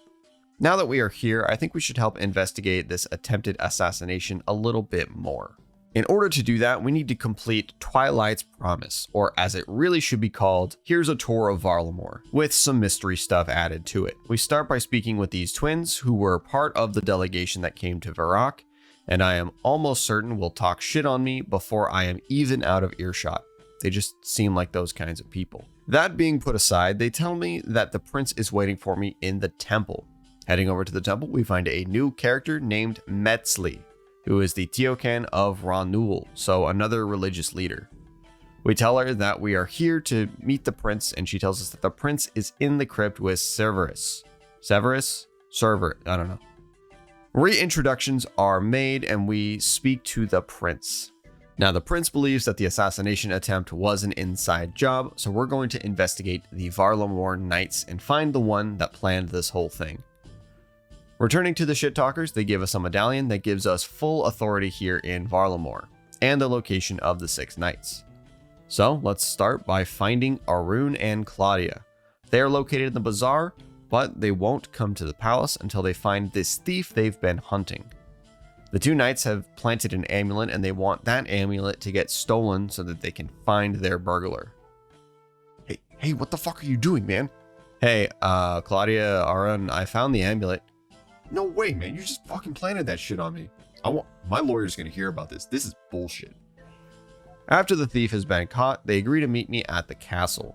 Next, we go and find Nell, who is located at the docks. Okay, here they are. Nell here wants us to find a shipment in a very specific location. She gives me the exact location of this crate, and we tell her what ship that crate belongs to. I don't really know why she needed my help for that, but whatever, she's going back to the castle now, and that's all that matters. Mizan just wants to spar a little bit, so I beat his ass real fast, no problem there. These knight uniforms look really familiar, like it's making me want to appreciate this big bright star in the sky. Get to the castle, my good sir. And finally, it is Velam and Azali, who are drunk as fuck on their day off, and honestly, I'm really sorry about this, but you guys got to get to the palace. It's princely duties. You can't do anything about it. I'm sorry. I don't want to pull you in on your day off, but look, it is what it is. Now, I'm just gonna dunk your head in here real fast to make you feel better, okay? Did that work? Did it make you feel better? Yeah, no, I didn't think so, but get your ass back to the castle. After all of them have been rounded up, we break into the knight's bedchambers and find a very obvious bad guy note. Almost too obvious, if you ask me. Apparently this bunk over here belongs to Velun, and having only that as evidence, the twins fucking iced this dude. One shot his ass with a 57. Shit. That was fucking brutal. Oh well, better him than me, I guess. We're a little conflicted about this guy dying right in front of us. There was no trial, very little evidence, but hey, maybe that's just how they do things here in Valamor. After all that is said and done, the twins deliver me the news that the prince is now at the Tiamat. I wonder if that's a reference to something. We find him and tell him what went down, and now there's a fucking ambush. Yeah, take this. Fuck you, guy. For the evil person. I don't think we're gonna win, guys. This one guy's kind of beating our ass. Oh shit, now I'm fucking dying. They're all dead now, and somehow Severus is gravely wounded, even though none of these dudes even made it close to him. And Metzli is gone. How suspicious. Well, we head back to the prince, talk to him, and complete the quest. Now, before we move on to the Perils of the Moon, which is a pretty chunky quest, it's going to take a bit of time, I'm going to rapid fire the other things that are here first. First up is the Colosseum. There's nothing special going on in there, and definitely nothing that I'll be doing ever. Coward. Now for At First Light. This quest introduces us into the rumor system for Hunter. Essentially, they are like Slayer tasks, but for Hunter. So for this quest, we have to fix this cat bed, or at least find the guy who was supposed to do that. He's hurt, so we fix him, we fix the cat bed. Quest is done, easy peasy. And now it's time for, well, this. This guy's fucking insane. He's having some beef with these frogs over here and wants us to uncover their evil plot. Hey, y'all, are you up to some evil shit? I'm talking to frogs. What the fuck is wrong? What, you can talk? Of course we can talk. What? Of course we can talk. There's giant lizards in the sky that breathe combustible fluid from their throats. Why wouldn't we be able to talk? You know what? That's a good point. I never really thought about that. That's on me. I'm sorry about that. So I was saying, are you guys doing evil shit? Because that crazy guy over there is, maybe he's not crazy anymore. He's convinced that you guys are up to some bad stuff. So are you? Oh, so you guys are just on strike. Equal labor, equal rights. Yeah, I get it. Hey, Marcel's, they're not evil. They're just on strike, and you should just go talk to him, I think. Cool, you'll only speak to the frog leader. Of course. All right, let me go see who that is. Hey, do you guys have like a leader or a delegate or something? No leader? Cool, it's like a full democracy. Sick. Well, you guys, okay, well, he's only gonna talk to the leader. So if you guys can figure that out, that would be great. Cool, no leader, but there's a race right now to determine that, essentially, who the leader will be. Okay, cool. Yeah, I'll help you win the race, and that way you can become the leader and talk to that dude. He's gonna go swim with the fishes. I mean, he's a frog, right? Okay, I'm sure yeah, he's a frog. That's fine. It's probably very literal, swim with the fishes. All right, yeah, I'll sabotage this lily pad real fast. Cool, that's done. Awesome. Well, he went into the pond.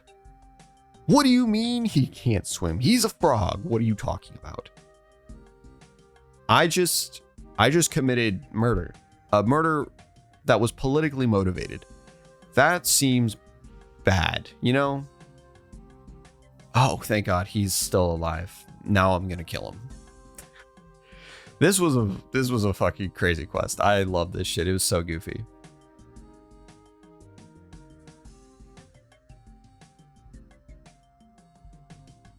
Now it's time for the thing that I was looking forward to the most, the Perilous Moons. I don't know what these are or what the quest is about, but I heard from my sources that this is a Barrows-esque minigame, and I am so pumped to go disgustingly dry on this as well.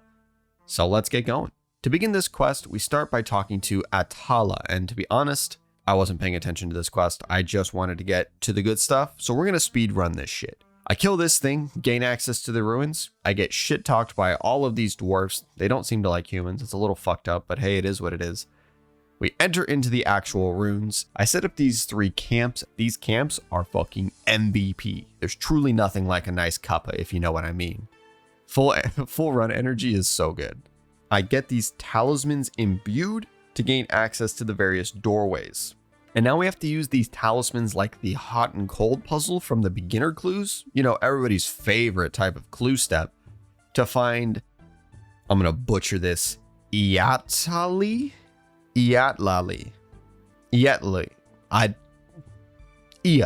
to find Ia.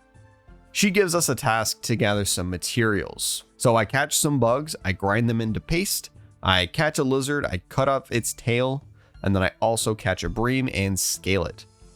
All of these items are needed for Ia. It's also to show you that this entire place is self-sufficient, meaning that when you're doing runs here, you never have to leave. You can get food, prayer, run energy, you're good. It's fucking awesome. Now, once that is done, it is time to fight the bosses, the Blue Moon, the Blood Moon, and the Eclipse Moon. Let's do this shit. Oh shit. Oh, I don't know what I'm doing. Oh no. Get out of the way. No, cool. Didn't move fast enough. Dope. Eat again. Didn't move fast enough. My weapon isn't in that icicle. Ah, fuck me. God damn. Oh, I see. Okay, this is my weapon pile. Fuck. Okay. Okay, I'm gonna stand with the other people. God damn, dude. Chill, please. Ow, okay, never fucking mind. I'm dead. I'm dead.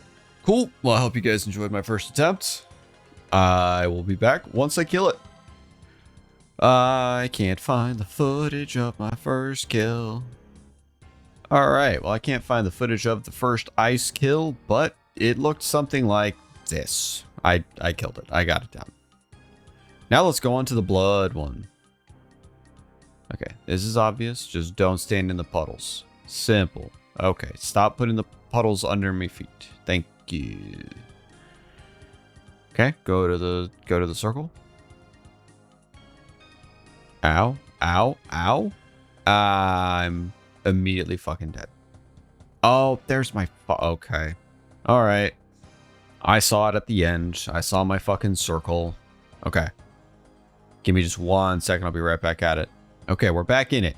We're back in it. You can see all of my fucking food and shit on the floor there. I'm gonna save it. I'm gonna save that for later if I need it. Okay, move.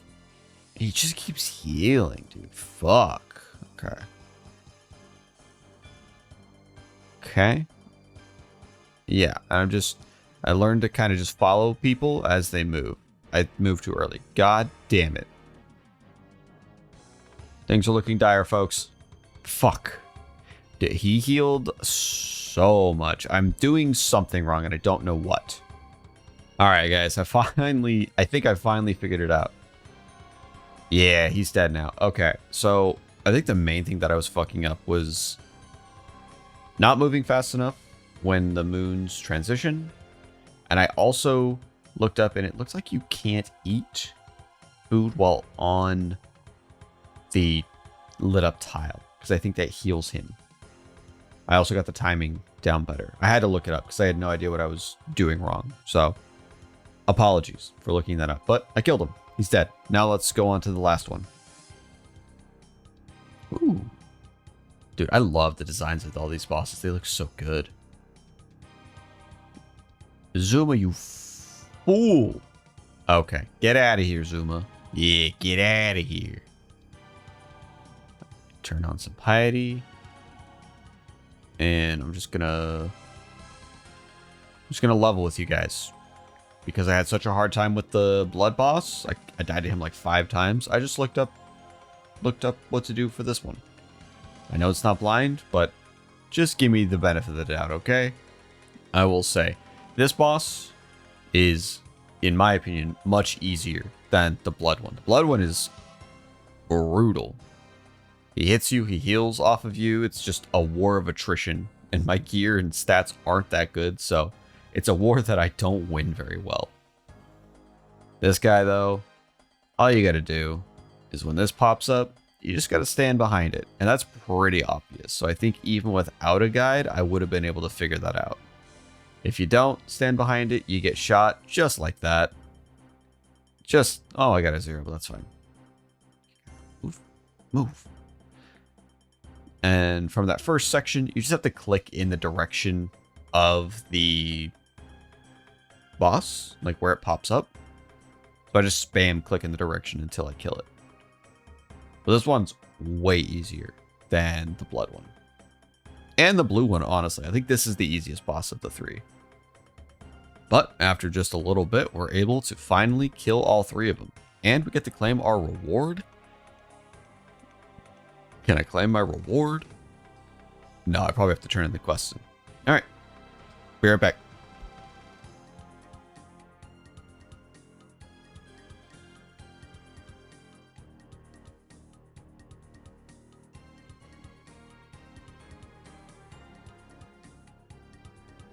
Oh boy, that was kind of tough. But pretty fun, to be honest. I'm going to keep going and doing runs of this stuff and see what I can get. I also decided to upgrade my gear by looking more into what is recommended against each moon. So Sarachnis is good for the blue moon, and dragon. So the Sarachnis weapon is good for the blue moon, and a dragon sword is good for the eclipse moon. And you may have noticed that I got myself a whip, baby. Yeah, one of the most iconic weapons in RuneScape is now mine. Did I buy it off the GE? Yes. Am I still happy that it's mine? Abso-fucking-lutely. Just let me be happy for once, okay? Oh, and I have upgraded my actual gear, but that was supposed to be already shown. But that's a video that's not ready yet. But yeah, I bought Thorax to have better defense.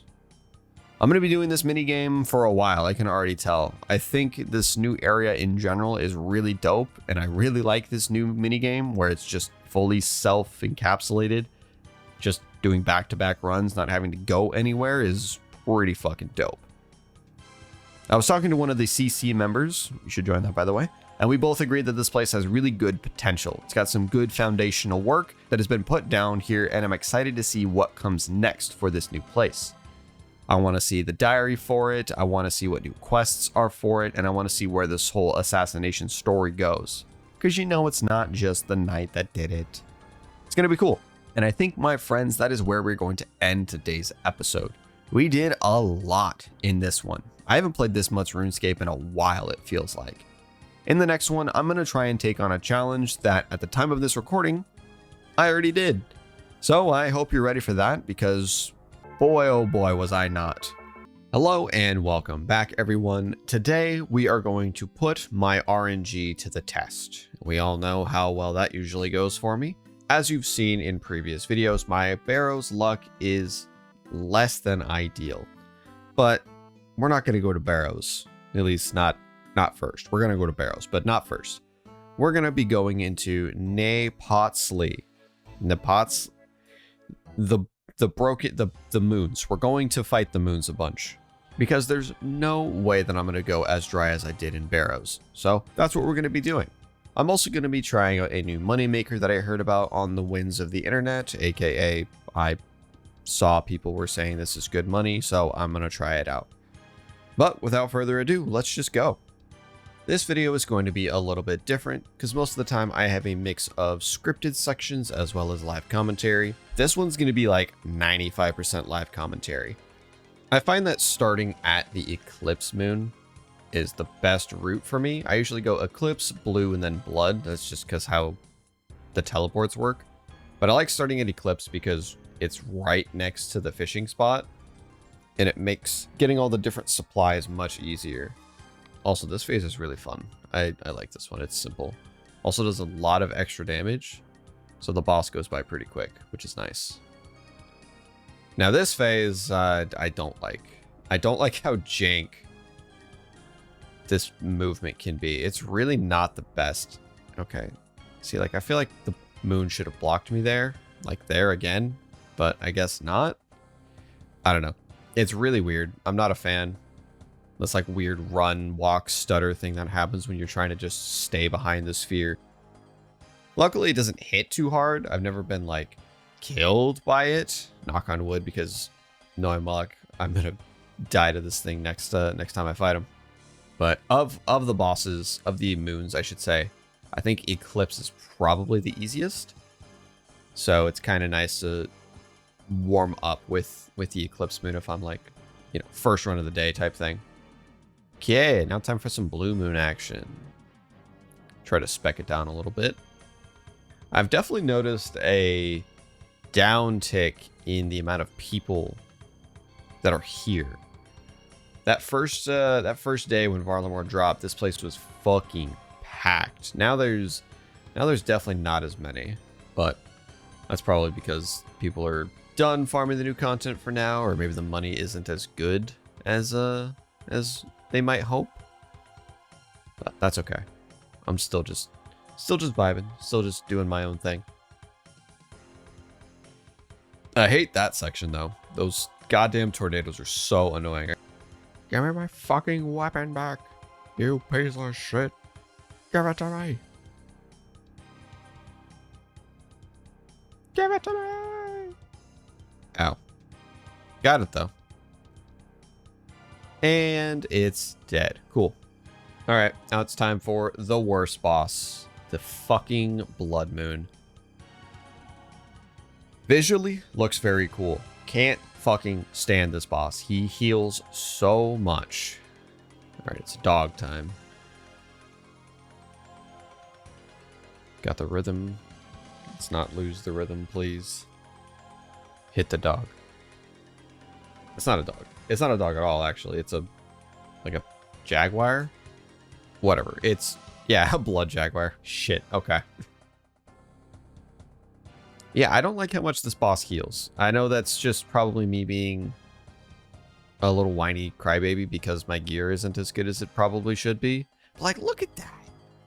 Look at all that healing. That was like all the damage I did undone and then some. It's just, it feels bad. Just takes so much longer than all the other bosses. And this phase also seems like it takes a while, but at least it's easy. I don't think I've ever gotten hit by the exploding blood pools. And before I just get absolutely wiped by one, right? Alright. Well, we're going to rinse and repeat this until it dies. So I'll see you there in just a second.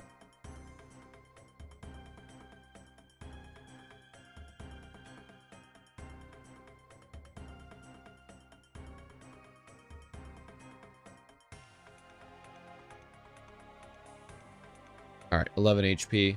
This should be it once. Ah, fuck. Once it, god damn it, I healed it. Why? I just got the rhythm fucked up. Jesus Christ. Okay. 66 HP should still just be the end of it. Okay, back up to 100. Back up to 100 HP. Cool. Alright, 104. Not a problem. We can take it down. 82. Yep. This is for sure. Have I mentioned that I hate this boss? Okay, surely this has to be it, right? 25 HP. 24 healed 2. Hit for, okay, cool. My God. it just takes so much longer because he heals so much. Not a fan. But you know what? I have a strong suspicion that this is gonna be the run where I get an item, you know? I'm due, as they say. Just like Murph's little beans, I am due. Here we go. Cool. Apparently I was not due. Hey guys, back at it again. We are at chest 18 currently, so not crazy over drop rate. The reason why I wanted to make this video in particular is pretty much just to compare and contrast. This is editor Dool, by the way. Pretty much just to compare and contrast how my luck will be in the Moons area versus Barrows. I'm really hoping that it's not as bad as my Barrows luck, because oh boy, that would suck, because these runs take way longer than my Barrows runs. The bosses are more interesting, I'll give them that, but I think I spend like 10 to 15 minutes per run, and if I'm not getting an item until like, God, what was my last Barrows? What was my try streak? I don't know. A long time. At least 50 or 60 chests. If I don't get an item in that amount of time, that's days. That is days of my life gone just trying to get a single item. But yeah, the point of this video is to pretty much just wait and see until I get an item. Killing all the mirages. Boss is gonna die right here, right then. Let's go. Time for the blue moon. Blue moon is dead. I smacked it with my club. Easy peasy. It should be pretty good. This guy with a scythe is probably doing trillions of damage. Stop healing, you absolute fuck.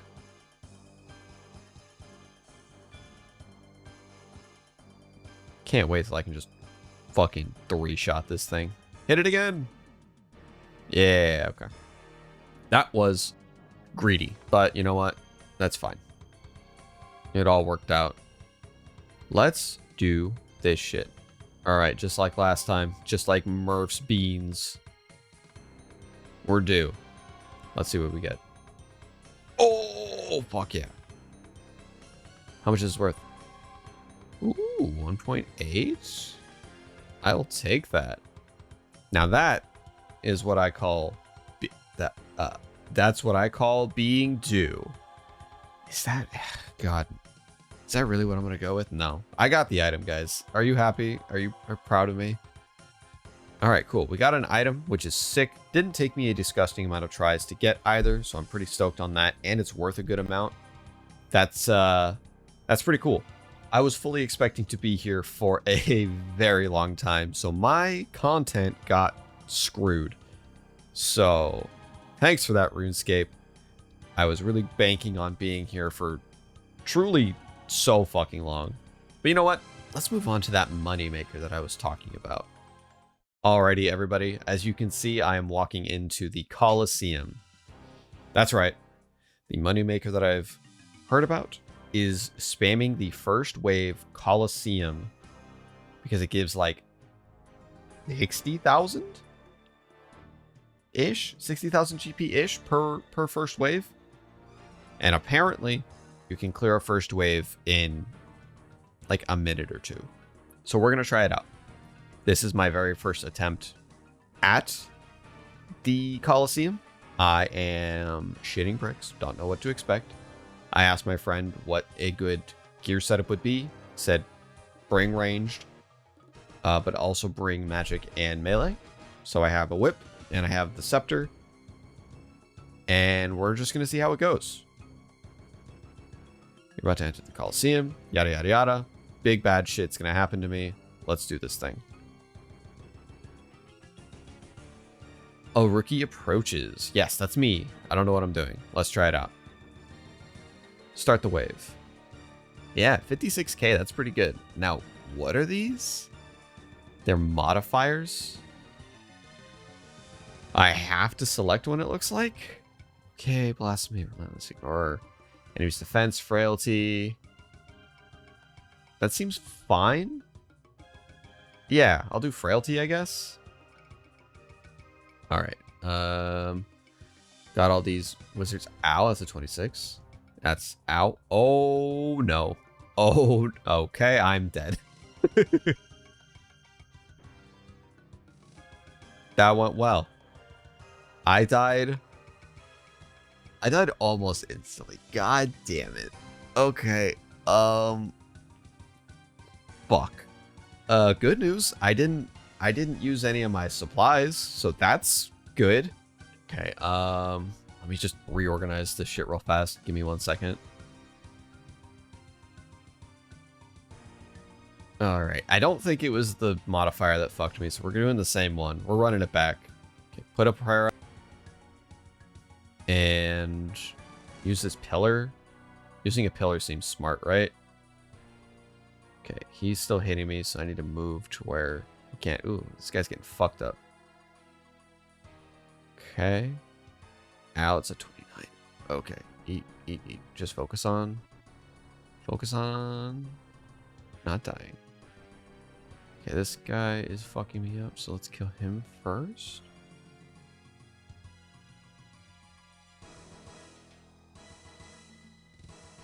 Okay, this is going better. This is going better than last time. I'm not dead. Not yet. What the fuck is that? Get the fuck away from me. Get that shit away from me. No, go behind the pillar. Don't miss me. Okay. No, wait. Oh, he can't shoot me from back here. Okay. I've solved their riddle. God damn. These guys hit hard. Hey guys, Editor Dool here. Yeah, they were hitting me so hard because I had the wrong fucking prayers up the entire time. You know what to expect from me. There's not much I can say, honestly. I'm killing this Jaguar warrior. I don't want him to get anywhere near me. I'm afraid of what he might do. Okay, so he's dead. Now this guy, pray mage. And you can't really do anything to me, can you? Are there going to be any more reinforcements? Or is it just that guy?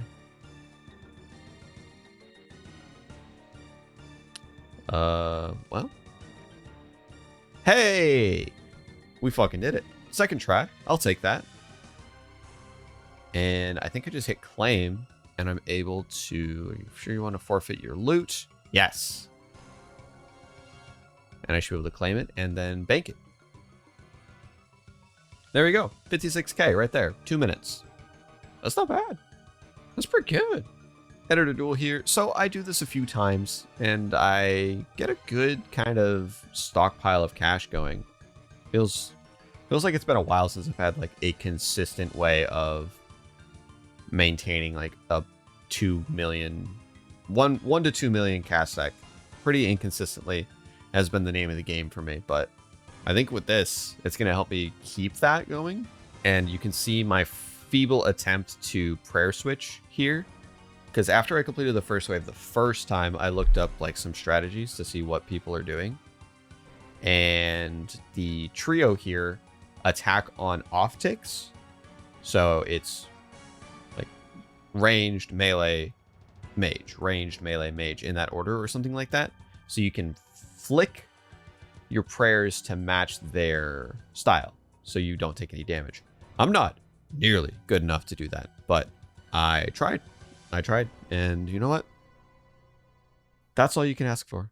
You know, people trying their best. And I was trying my absolute best because I didn't want to die again. But yeah, that's back-to-back 56,000. That's pretty good.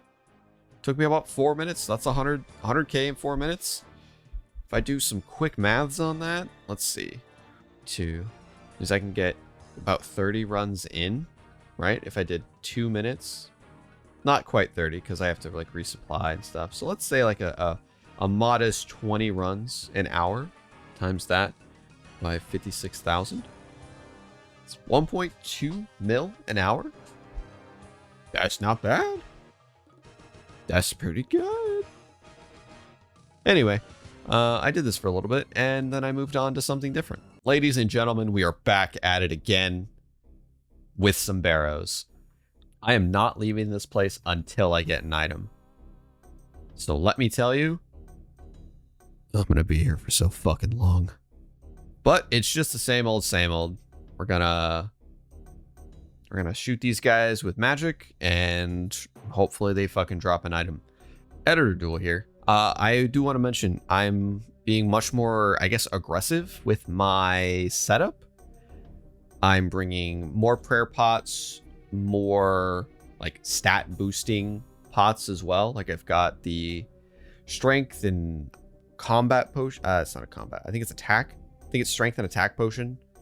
To help me just kind of clear through these a little bit faster. I'm also using more damaging prayers like Eagle Eye or Piety, things like that, just to speed it up a little bit. I'm not worrying as much as I used to about like burning through my prayer potions because money is not as much of an issue for me anymore, especially with that, 56k per wave colosseum method that I was doing.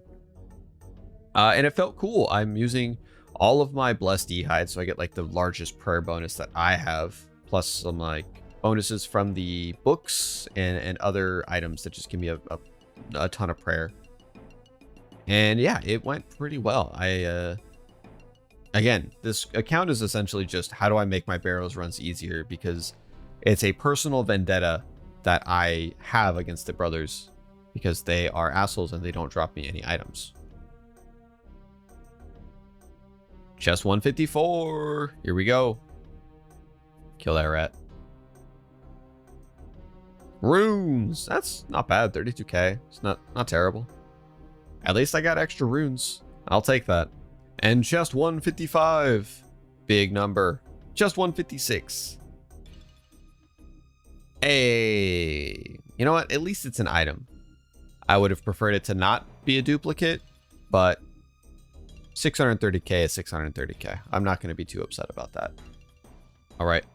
Back to backlog. Here we go. After we ice fucking Torag, Barok, and Guthins.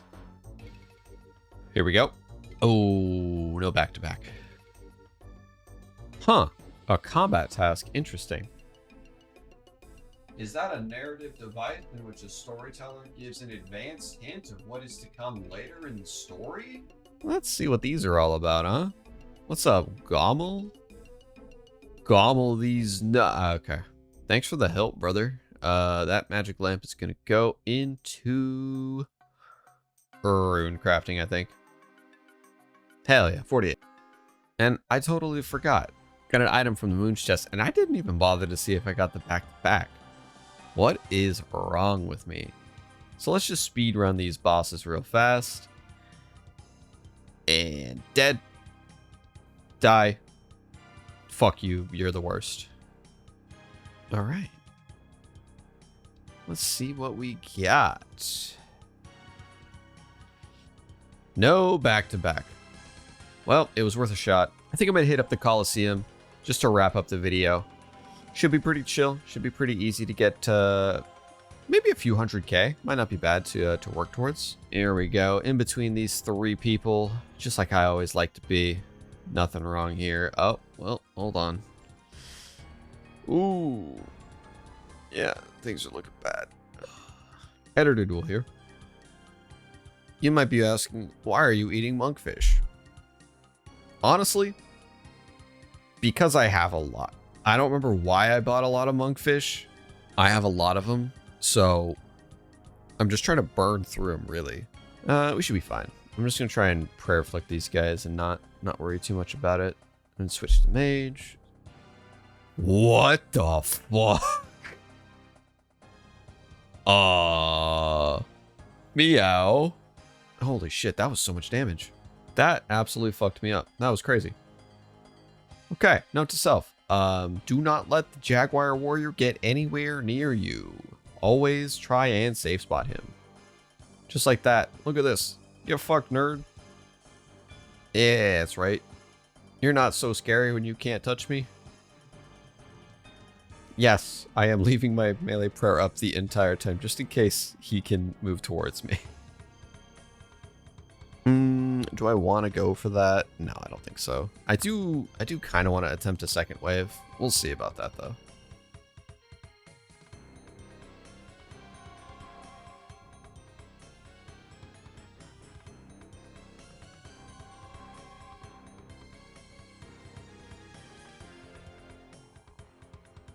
Ooh, that's really tempting. Rune kite shields, 127k. Nah, I'm a coward. Fuck that. 202 though. Getting faster.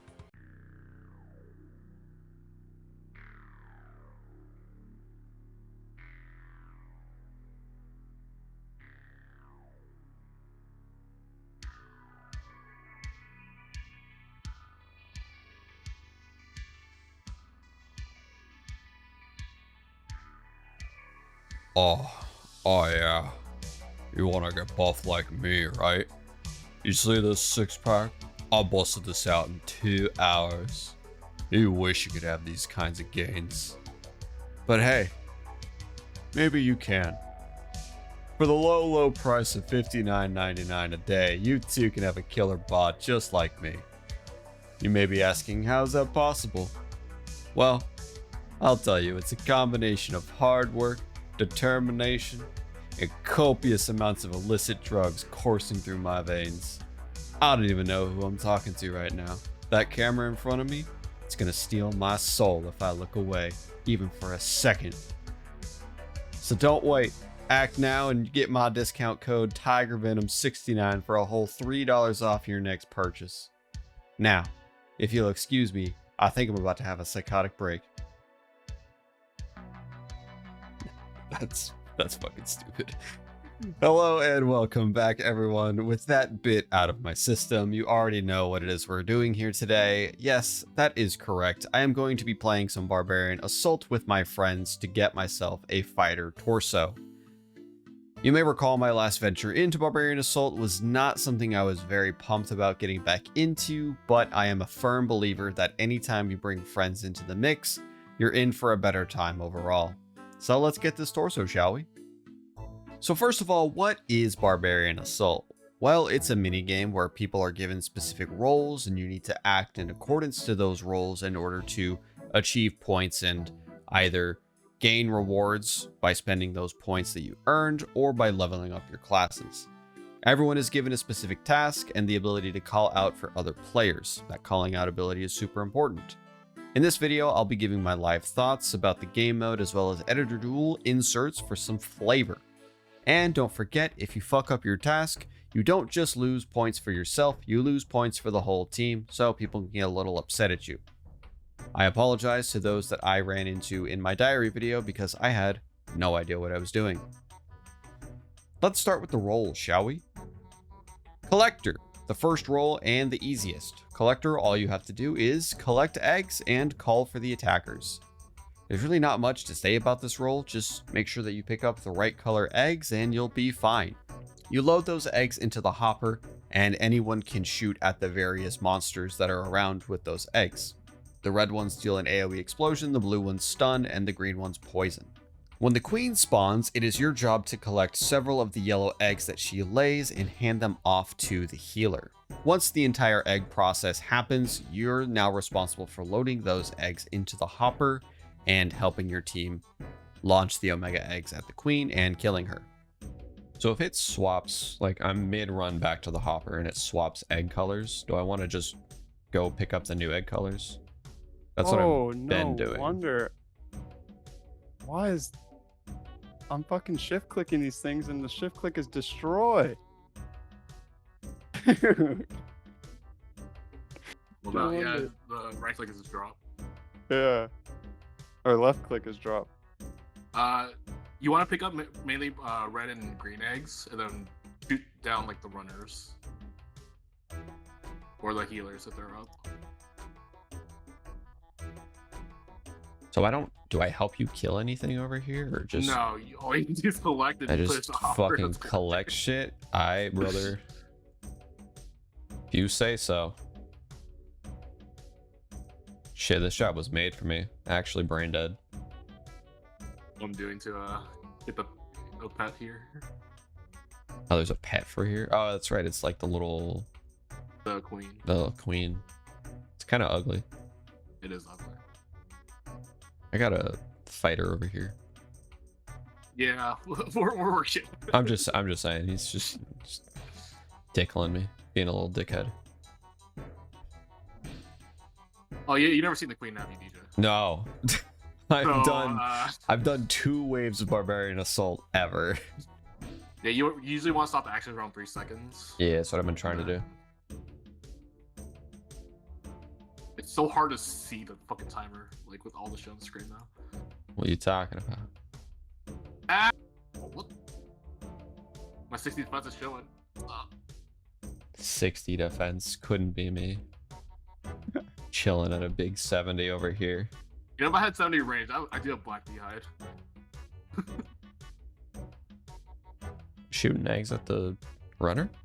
Yeah, You want to be on the other side to shoot them because they're on the other side. Fair. Usually on the other side. Oh, there's wait. hella shit over here. You could get some AoE damage. Aye, aye, Captain. Get these fucking red eggs. Oh my god, there's so much shit. There's too much text. I It's can't going down. I over can't here. see anything. What the fuck? Your goal as a defender usually is to not get the runner at the to the door. You just want to keep him over here. You can kill him, then you can kill him, but mainly you want to. Oh, there's a lot of enemies over here. Whoops, my bad. Yeah, I kind of drag them over whenever I grab the logs. Okay, there's like a stretch to the queen, but I actually don't know it. Like a level up? No, not a level up. All I know is we spam the eggs. Do I Yeah, want to level up or not? No, for the torso, you want the points. Shit. Or- Okay. Well, The diary, you want to level up. gotcha. Unless you don't want the torso, that's a different story. No, I do want the torso. Yeah, then you don't want to level Gotta up. get the torso. God. All right. Yeah, I don't know if you want to read the Queen Help book real quick, Oh, absolutely. We can guide you. Yeah. but yeah, I mean, just to get an idea of what your role. Collector, pick up yellow egg, pass to healer, take omega egg from defender, load to turret. Cool.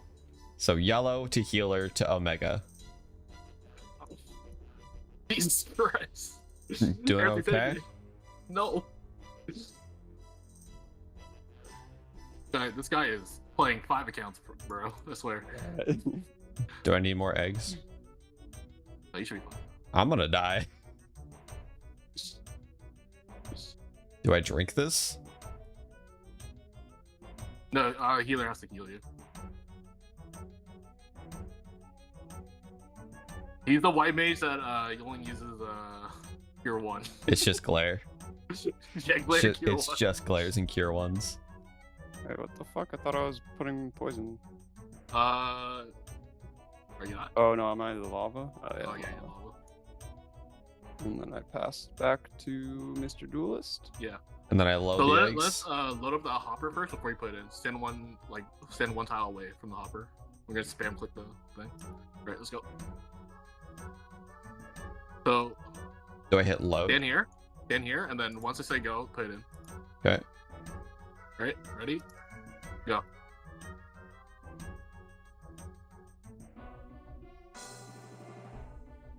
Yeah, we did it. GG. Hey, Yeah, you get 80 points.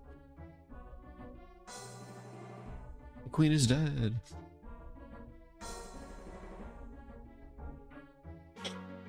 Okay, 326 attacker points already. How much I need? I have 137 collector points. Because I fucking leveled, because I'm an idiot. How many level? Yeah, Why do you need 5 I did it actually, right? beforehand, and then I was like, oh wait, I just spent my points, huh? Hey, you Yeah. just stay collector. Yeah, that's the play. I need. I ain't trying to do the elite diary anytime soon. Absolutely That's why you fucking not. here. That's a very future dual problem. Yeah, we're getting really low points. I feel like we're getting really low points. Yeah, we're getting -10 for every failed attacker attacks. I got 23 points. I've been looking at the breakdown. It's -10 almost every single time for the Wait. attackers' attacks.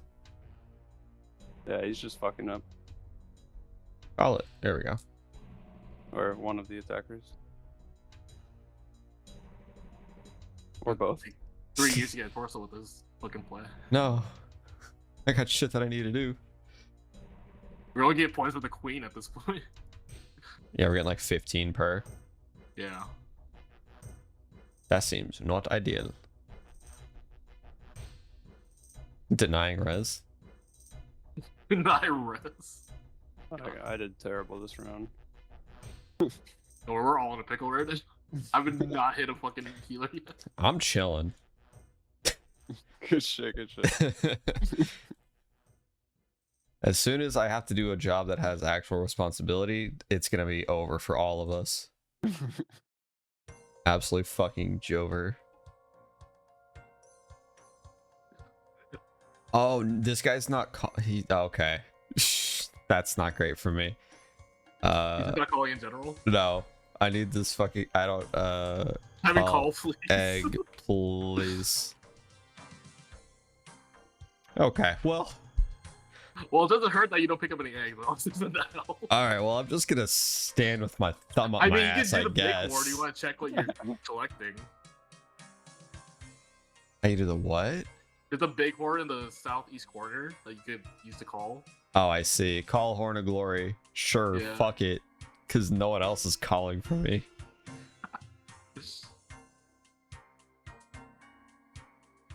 Oh, Jesus Christ. Green. Did you mess up the call? No, I don't think so. Hey, I was we go. calling. Red eggs. Brother, I need you to heal yourself. I beg you. I can get more if you want.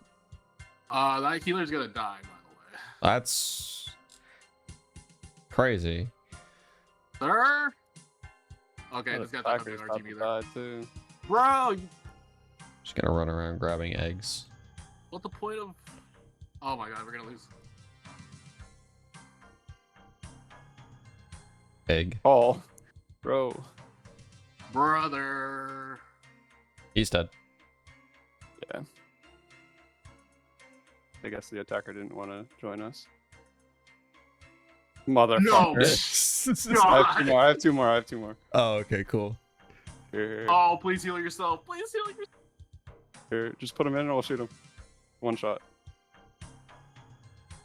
No, what? Did he die? Why can't I shoot? Yeah, wait, why can't we shoot? Oh, there it goes. There it goes. Oh, Okay, okay. that was spooky. Yeah, it wasn't letting me click it. That was fucked. Only a 43-minute run. Easy. GG no re. The healer.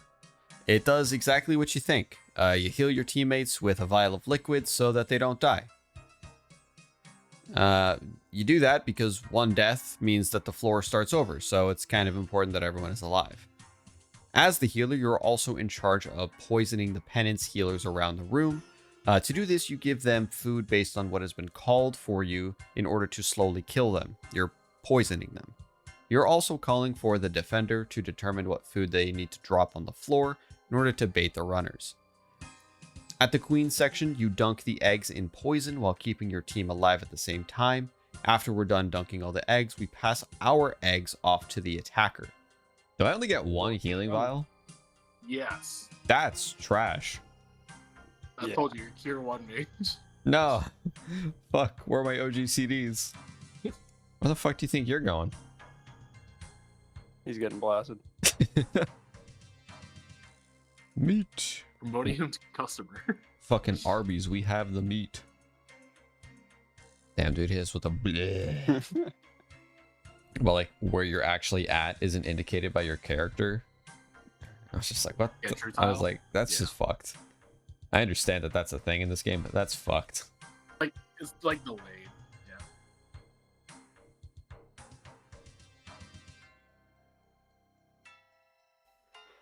The attacker.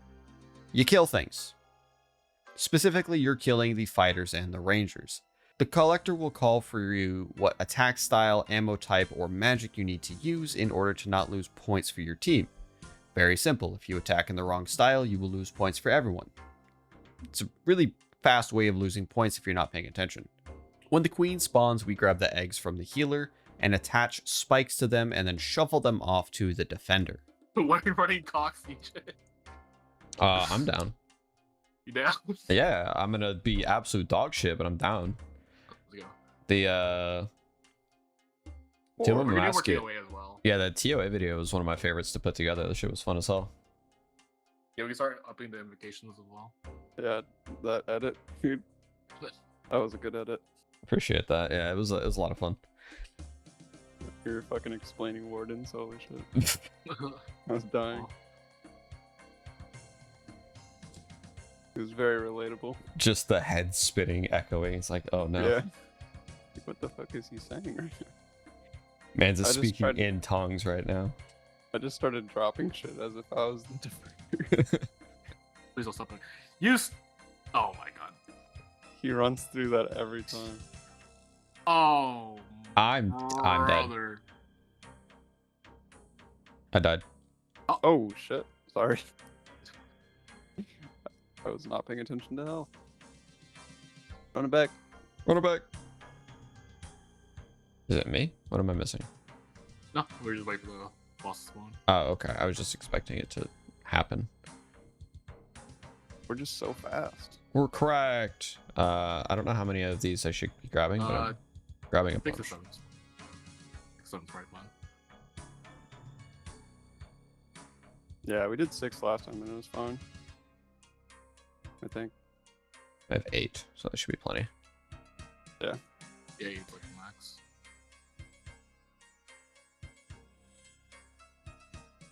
Okay, thank God. Like, please, I will Fuck. I'm taking you. Oh my god, somebody had I like was dead too. Holy someone had like 2 HP.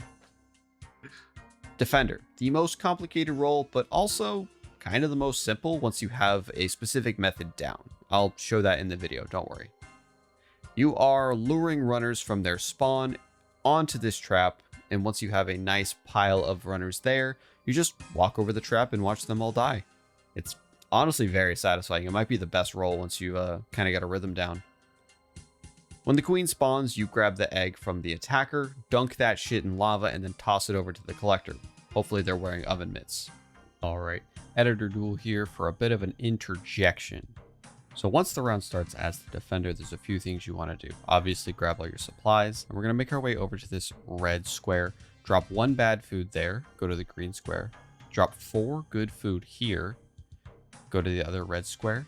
Drop another bad food, and then 4 more good food on this green square, and then pick up our tools.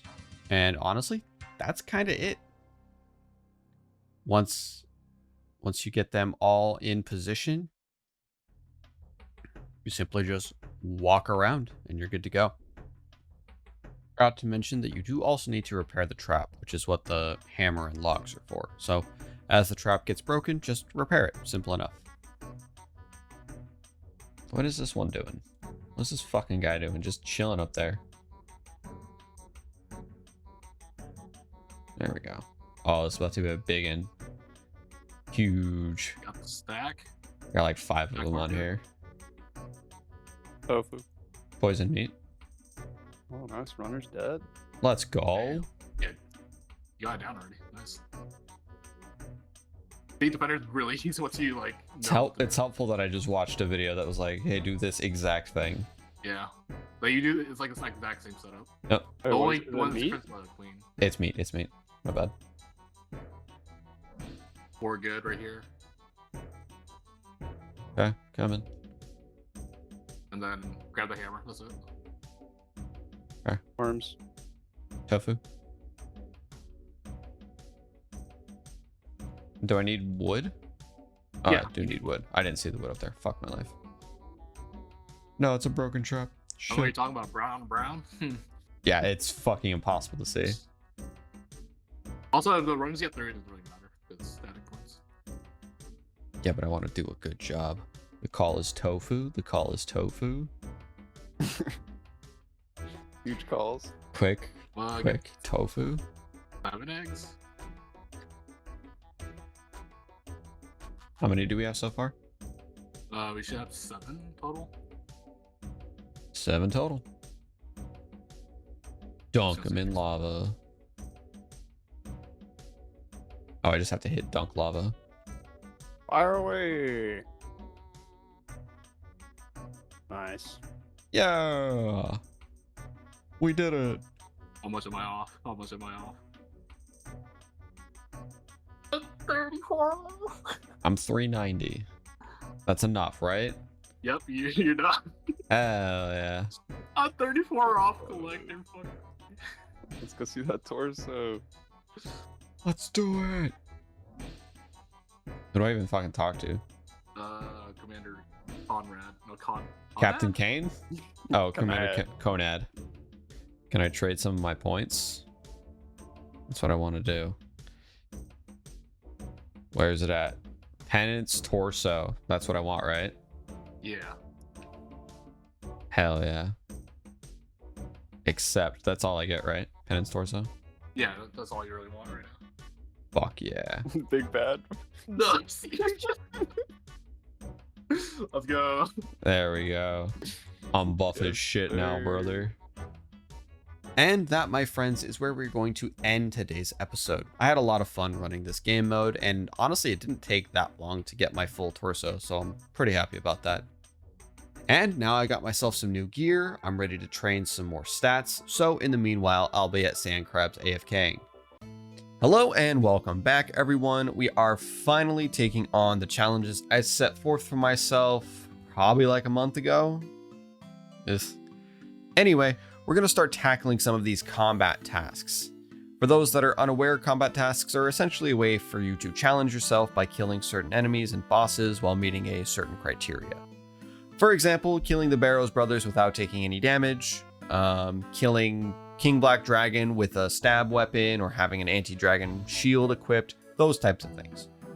Being who I am and knowing my own skill level in this game, it's probably going to take a little while, but I'm sure that'll be fine, right? Some of these have got to be kind of easy.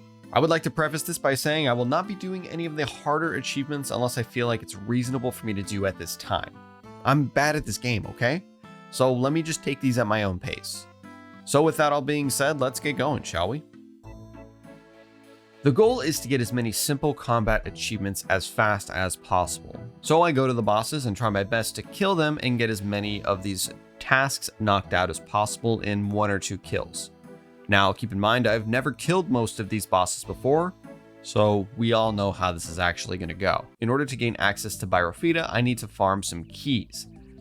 Now I think I just got lucky here because it only took me about 10 or so kills to get my first key, and then I tried for another and I don't think I saw one after like 75 kills, so I just left. We're trying to kill Byrofita without suffering any poison damage, kill them with a Protect from Mage up, and kill them once. I should be able to do that.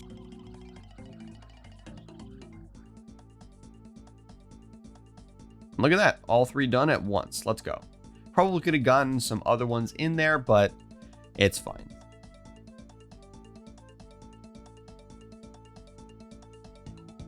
Now this is an achievement made for me. I've been using this Dragon Sim for a long ass time, and now I've just got to use it the entire time I'm in here. Simple. It will take me fucking forever, but I think this is going to be a pretty easy few points right here. I also get the task for beating a moon without using any supplies. Hell yeah. And there you have it. I killed all 3 moons while only using a Dragon Scimitar. Good old reliable. This one is pretty simple. I have to deal all damage in the Mirage phase of the Eclipse Moon. Honestly, that's where I get most of my damage anyway, so it just took a few laps around. Nothing too bad. Once again, I am here farming some keys in order to fight a boss. This time it's going to be Obor. He's some kind of free-to-play giant boss. For the Obor task, I need to kill him once. I need to kill him while he's immobilized. I need to kill him while he's on a free-to-play world. I need to kill Obor without being pushed back more than 1 square by his knockback. I don't know what the fuck that means. And I need to kill him without taking any damage off prayer. So we're gonna send it. Nice, looks like I was able to get 3 of them done right here. Sick. Okay, so one of the combat tasks is to kill Obor on a free-to-play world. That should be simple enough. All I have to do is log into a free world and kill him. Cool. What the fuck is happening? Wait. What? I can't use my shit on free-to-play worlds. I should have known that. Fuck. Hey guys, I'm a fucking idiot. I probably should have gathered that I can't use my own members' items on a free-to-play world, because that would just trivialize everything. But I didn't, and now I die for it. Cool. Love that for me. Back at it again with the free-to-play loadout. Literally just any gear I could find in some swordfish. With the help of the wiki telling me to bind this fool. He goes down with relatively no issue this second time.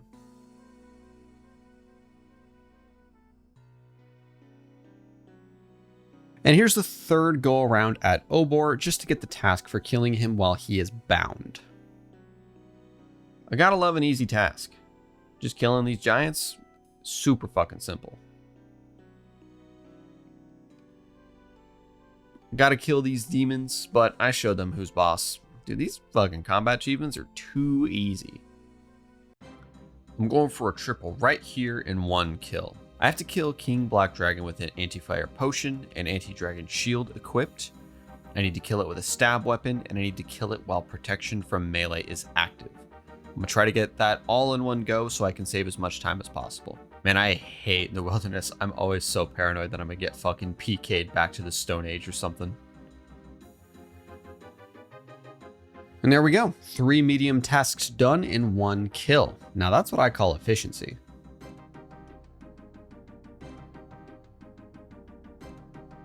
And now for something a little different. I want to unlock Thralls. These are a spell in the game that allows me to summon ghosts, zombies, and skeletons to deal damage on my behalf. There's a combat task that needs me to deal a certain amount of damage with these spells.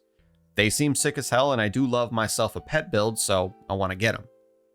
There's only one issue, and that is a quest blocking my path. A Kingdom Divided. I need that in order to unlock these spells because that gives me access to the Book of the Dead. So, we once again dip into Dool's quest guides in order to complete a single task.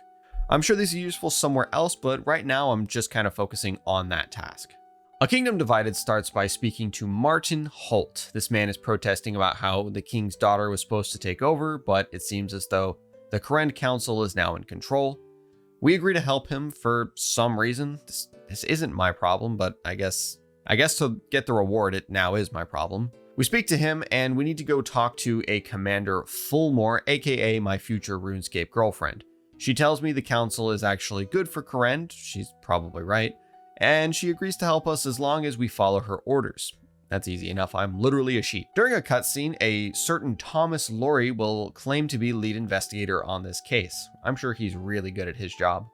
But of course, we have to do all the work for him. So I find a bunch of clues in this house, but most importantly, I find a receipt. It's an order for a bed from the Deeper Load. Come on, really with that name? All right, Jagex, Jesus Christ. We tell Laurie to go to Mount Quidamortum because we need him out of our fucking lives right now. We go into Deeper Load and talk to Fugi, who we ask if there have been any counselors who had stayed there recently. He mentions that there's only been one human who stayed here, and she didn't really look like a counselor, but she did talk about going to Port Piscarius. So, we head right back down there. We meet with a cabin boy who tells us that Veos, who's usually standing right here, has fucked off in the middle of the night. That's probably bad. We then find ourselves in front of Sophia Hughes, who wants nothing more than to summon a demon right on top of us and run away. The Judge of Yama fight ensues. This fight's pretty simple, I just dodge out of the ways, which I kinda suck at, and I kill the demon. Easy peasy. A cutscene plays and we are met with a Counselor Andrews who thanks us for taking care of that demon. He asks us to tell Holt the news about Sophia, but Fulor asks us for a moment outside of the castle. Oh yeah, we're gonna listen to her over Andrews every single day of the week. She tells us of a conspiracy theory about the old king and his daughter Rose. And we are back to Holt regardless because it turns out he is some sort of expert on the old royal family. After some dialogue that I fully skipped through, I am instructed by Runelight to talk to Archeo in the Arceus library. Once I'm in there, I teleport to the archive, I steal from Istoria, and I open the case to find Rose's diary. But there's nothing important in that book, so I tell Holt that he wasted my time. He tells me to stop being a fucking idiot and figure out what the location the book is referencing. Following the clues, aka Runelight, I go to this ruined area over here near Wintertodd. I search for stones to find the code ROS&E, Rose, that I enter into this lock. I'm no expert, but I think having your password be your name doesn't seem like the best idea. We talk to Holt again, we're ambushed by an assassin, I make short work of this chump, and then continue on with the quest. I cast Fire Blast on this ice over here to melt it, and I get a cold key. No shit, it's cold. I find another note, and we are off once more.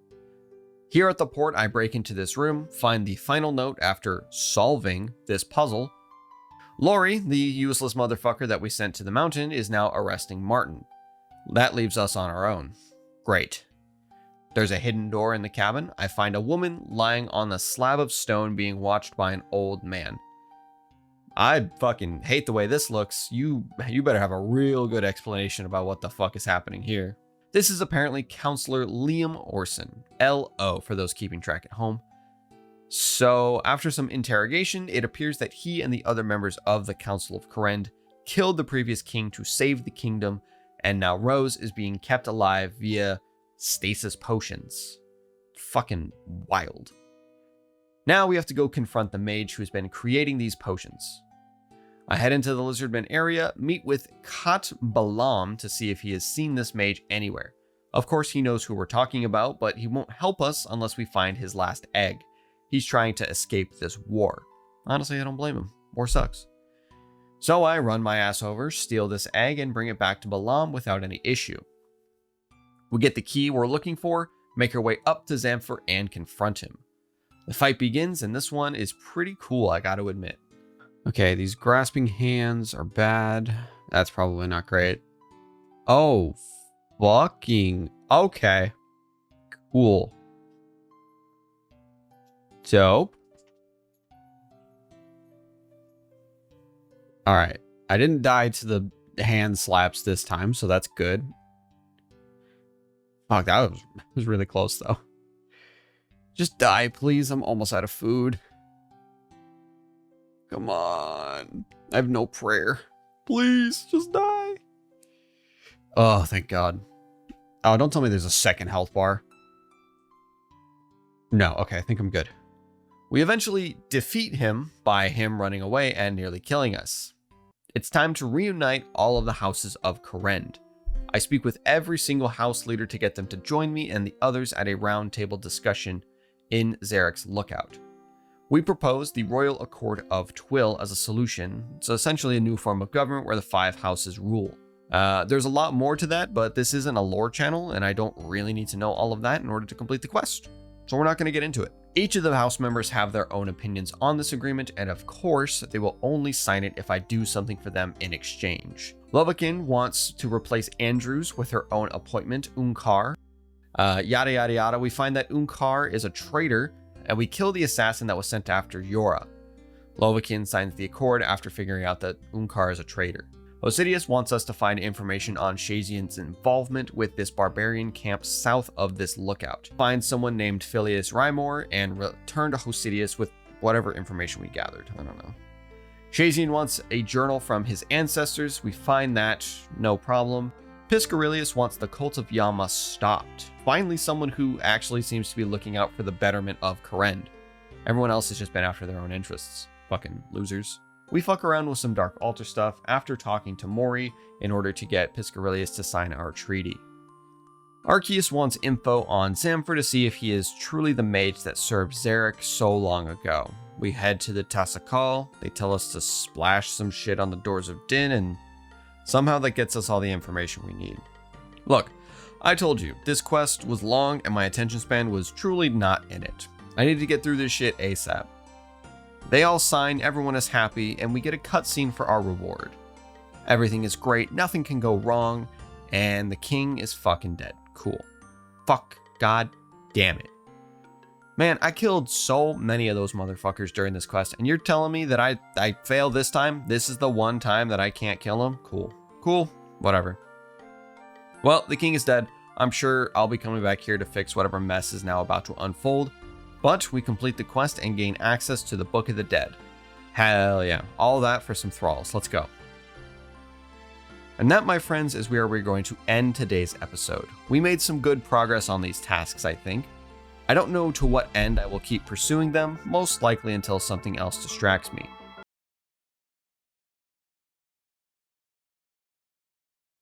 Hello and welcome. My name is Dool, and I have no idea what I'm doing. You like that little callback? I'm pretty good at what I do. No, really, I don't know what I'm doing in this game anymore. For my first season, I knew that I wanted to get a fire cape because it's iconic. In the second season, I wanted to see more of what this game has to offer, so the diaries were perfect for that. And now I'm just kind of here. I've got an idea or two here and there, but nothing seems that solid. So for now, I think I'm just going to play the game. Is that crazy? Is that weird to say? So in this episode, I'm going to take care of a few prerequisites for a challenge that I want to do eventually. I'm sure you guys will be able to figure out what that challenge is, because it's not going to be that hard to figure out. So here we go. I begin this new journey by completing the quest, Contact. God damn, why'd they have to yell it at me? In order to do this, we head into the desert. Specifically, we head into Sophonim to speak with the High Priest once more. He tells us that some guy's soul is still at risk, and they've been having trouble getting in contact with Menaphos. Damn, they're really dropping the name of the quest in like the first step. Guys, come on, we gotta do a little bit better on the writing here. That's a little bit too on the nose too soon, don't you think? Anyways, the priest continues and tells us that Menaphos has some citizens of Sophonim stuck there, so we need to figure out how to get those people back. Oh, and looks like we get a cutscene, cool. The high priest is explaining that they're not contagious, that's good. They don't seem to really care. Yeah, they're not really hearing your words, my man. Yeah, you should probably leave. That didn't go very well, did it? So he wants me to head over and let the people of Menaphos know that Sophonim is now safe from the plague. But the guards of Menaphos are real assholes and will shoot me on sight. Not that this would be a problem for a god like myself, but the priest wants a non-hostile resolution. Alright. I guess I'll go talk to this guy named Jex, who is the caretaker of this temple. It's all run down and beat to shit because of a scarab infestation. Also, the sect of the scarab is going to come up a few times here, so just keep that in the back of your head for now. Yeah, I get it. It's dangerous down there. I'll be fine, my man. Just chill. With my trusty lantern and some food, we head into this maze thing and make my way past the traps and the scarab wizards to find this underground cavern area. We find Khalif, who is dead as hell, and then we talk to, oh, hello there. Misa? Is that how you pronounce your name? Hi there. The pleasure is all mine, milady. Yeah, what were you saying? So you want to escape from Menaphos. Well, here's my resume. I helped free Prince Ali, and I've done a whole bunch of other stuff around Gielinor, so I'm pretty equipped for this type of challenge. She tells me to go talk to Osmond on behalf of her, and Osmond doesn't believe that we spoke, because he is apparently part of the reason why the city of Menaphos is locked down to begin with. Fucking dickhead. Osmond is a real piece of work, and he doesn't really want to help us, so we convince him that it would be more interesting to help us than to just stand around Al-Kharid the entire time. After he sees the logic in what I say, I make my way all the way back to the tunnels and back to where Misa is. Osmond is here before us, and at the first scent of danger, that sack of shit fucking Thanos snaps himself away, and cool, we have to fight these guys by myself. Bitch. So we have to fight this giant scarab guy, which is really cool. I've always liked Egyptian mythology, so I'm all on board with this. Anyways, we kill this dude, we establish contact, and we return to the priest to receive our reward. I'm going to put all of the XP into strength, I think. Oh, this dagger is sick. I doubt that it's any good, but it looks cool as hell, and that's, honestly, that might be more important. And that is one prerequisite down. The next prerequisite I need to do is much faster. I need to get 55 fire making. So I cut a bunch of logs and I burn a bunch of those logs. Done. And now we have another quest. In fact, it's the one right after Contact, Beneath Cursed Sands. Back in Sophonim, talking with Jamila, we get some kind of message that tells us to go meet with someone outside, and oh, hello there, Madam Misa. Long time no see. Did you miss me? Oh, well, I guess she's all business. I guess fine. Whatever. She tells us that the citizens of Menaphos are working to excavate the old necropolis. Is old really a necessary description of a necropolis? I feel like that's a given, right? Like there's not any new necropolises popping up here and there. Unless I'm wrong. Regardless, the citizens are digging up stuff like Shia LaBeouf and are acting a little bit out of the ordinary. I inspect the Yaltevas, and the entrance is blocked. It looks like they prioritized opening this entrance, but there seems to have been a cave-in that happened recently. So why is no one trying to get this passage unblocked? I assume that there's someone in there and is now stuck, but maybe I'm wrong. We gotta get this entrance open, right? Oh, cool, we get a cutscene. Oh my fucking god, Mysa just killed that man. Damn, okay, girl. Sure. Now I'm just gonna slowly kill this dude while Mysa takes another dude down.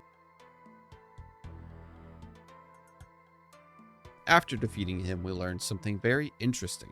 The guard was under some sort of hypnotic spell. It turns out that a mascot is probably responsible for hypnotizing him. Can you guess the challenge that I eventually want to take on? Yeah, of course you did. I don't know exactly when that will be happening, but yeah, I want to try and do a raid eventually. I think that would be a fun challenge for me. And that's a big eventually, by the way. Don't expect that for a while. Back to the quest, and Mysa wants to speak with us again.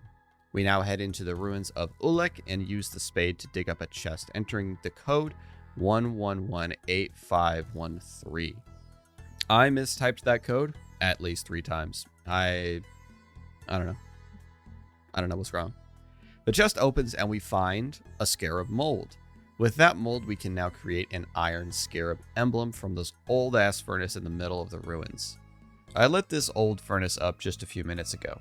After doing exactly what Quest Server tells me to, because I turned my brain off about 40 minutes ago, I find myself stuck between 2 scarab mages.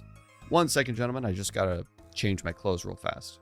I return in my gear and I take these guys down. There's not much to say about this fight, just I protect from mage like it says, and I just kind of smack him with the good old dragon scimitar. Gets the job done pretty well. After killing them, I have to start dodging, ducking, dipping, diving, and dodging my way through these traps. This place is actually super fun, I'm not gonna lie. I was really bad at dodging, but I was having a blast trying to make my way through these things. And having to race all the way over to the lever, most of the time I'm not a fan of those type of time constraints in these quests, but I don't know, I like this area. I guess the traps made it a nice change. I thought it was cool. Once I flip that lever, I make it past this area. I find myself doing once again just whatever the quest helper tells me to do, and I solve this riddle with no issue. And for doing such a good job, we get a rusty key. Hell yeah. We use this key to confront the champion of Scurrius. Man, this quest is full of cutscenes. I'm kind of here for it. I'm enjoying this one. It looks like I'm trying to appeal to this champion. Yeah, I don't think that's working right now. I think I need to beat them into submission first. This fight is fucking sick. I know that most of you are probably thinking this is some basic ass shit, but for me, this was cool. I liked playing keep away from this guy, and I liked just how the fight felt. I didn't succeed the first time, but I got pretty close, and to me, that's a victory. On the second try, I make sure to be better. And that's it. I also bring along the stamina potion, which made a huge difference. So with this fight, you have to shoot the black hole that he summons, because if you don't, it'll eventually detonate and do like 40 or something damage. And then you have to stay away from him when he starts casting this big wave spell, because it comes out in 3 bursts. And I also found out that the scarab swarms are what are making the fire, so yeah, I should probably have killed those a little bit faster, but well, we killed the guy, and yeah, that was a really cool fight. I like that one a lot. After we defeat the champion, we are able to break him out of his mind control and have a conversation with him. We tell him that he was controlled by a mascot, and he's free now, which is great. And she has control of the 3 avatars of Tumetkin? That sounds bad. Yeah, we probably should fix that. After that conversation, we find Mysa and figure out a way to make a Cure Me Pox. To make that cure, we need the Lily of Elid. To get that lily, we need to cross this single stepping stone, but there is one slight issue. This hungry crocodile who's looking at us like we're his next meal. That's the issue. So, I take him some primo cooked meat, and he lets us grab the lily. Thanks, Roger. Appreciate it. Now we use this contraption to make this potion. A little bit of heat there, a little bit more there. Boom, we got it. After the cure is created, we put it in this crate and bring that to the High Priest. We've got the cure, and now we gotta gear up for the last boss fight of this quest, the Ack. And it looks like we get another cutscene. We let them know that a mascot has had a grip on the citizens, and we're hopefully breaking them out of it. They all thank us because we're the hero we are.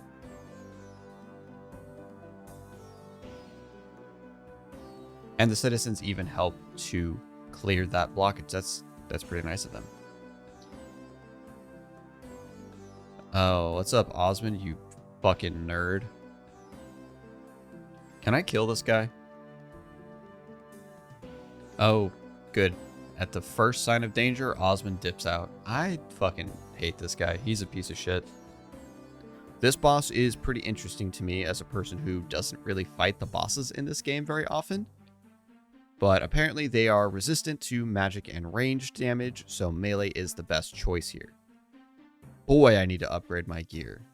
But I start smacking and I read a little bit ahead of what I need to do. The Auk apparently has a lightning attack that I need to keep an eye out for. And whoops, there it is. Okay, just got to be a little bit faster on the draw next time. And they summon shadows. The quest helper tells me that I should kill those shadows as fast as possible because they're going to deal a lot of damage to me. For my first attempt, I think I did okay, but I got killed when the screen started to go dark. Kind of spooky. And pretty much the same thing happened on my second attempt. This time, I brought better food and a stamina potion and prayer pots, only to die pretty much in the same spot. But, to give full disclosure here, it's not entirely my fault. This was at the exact moment I found out my full Season 1 video was fucked up. So yeah, while I have you here, if you only watched the full Season 1 video, go check out the finale because for some reason it's not included there. I'm not really sure what happened, but the only thing I can think of is that when I edited the audio to make it copyright compliant, it cut out the entire last episode, and I didn't realize that. So yeah, go ahead and check out episode 20. Sorry for this little plug, but I want people to see the finale of that because I worked hard on it. Anyway, back to the Auk fight, and this honestly isn't that bad. You just need to make sure that you're paying attention.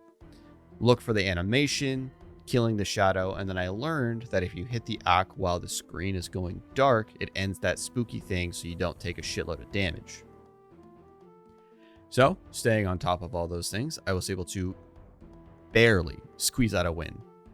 No, really, that shit got way too close. I was going to go to bed after that attempt, regardless of kill or no kill, but we got it, so that's all that matters. After we kill the Auk, Osmond shows up once more with his stupid fucking face, and he doesn't believe that a mascot is responsible, even though I'm pretty sure we have proven that beyond a shadow of a doubt. Man, whatever, just go back to doing nothing in Alcarin, you fucking loser. I return to Misa, and we get to watch our cutscene for our efforts. Hell yeah, making connections is my specialty. Isn't that right, Misa? Hello? Man. But that is quest complete. Hello and welcome back, everyone. Today, we are going to try something a little bit different. Instead of me narrating my journey through this game, I'm going to have my full reaction while playing. Full reaction is probably in quotes there because there's still going to be some editor Dool talking to you throughout the thing, but it's going to be a lot of just what I was saying in the moment. What am I going to be doing today? Well, my friends, I'm going to be taking on my very first raid. That's right, I'm going to be fighting the Tombs of a Mascot. My friend Crow is going to be taking me through and being my guide through the entire thing.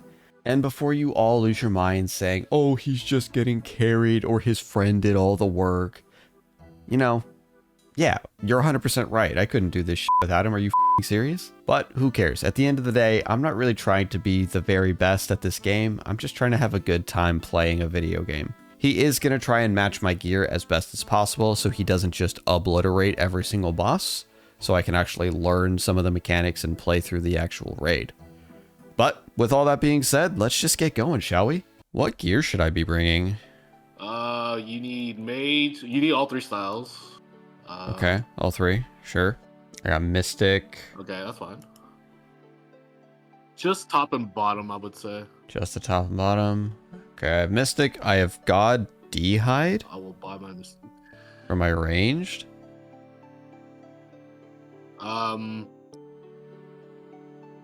Let's see. You want helm? You have helm. Nate is not right. Yeah, I do. Okay, you take that helm. Take Okay. dragon boots. Got it. You're using warp scepter. I'm assuming. Yeah, I've got that. Where is it at? There it is. Yeah, I have it.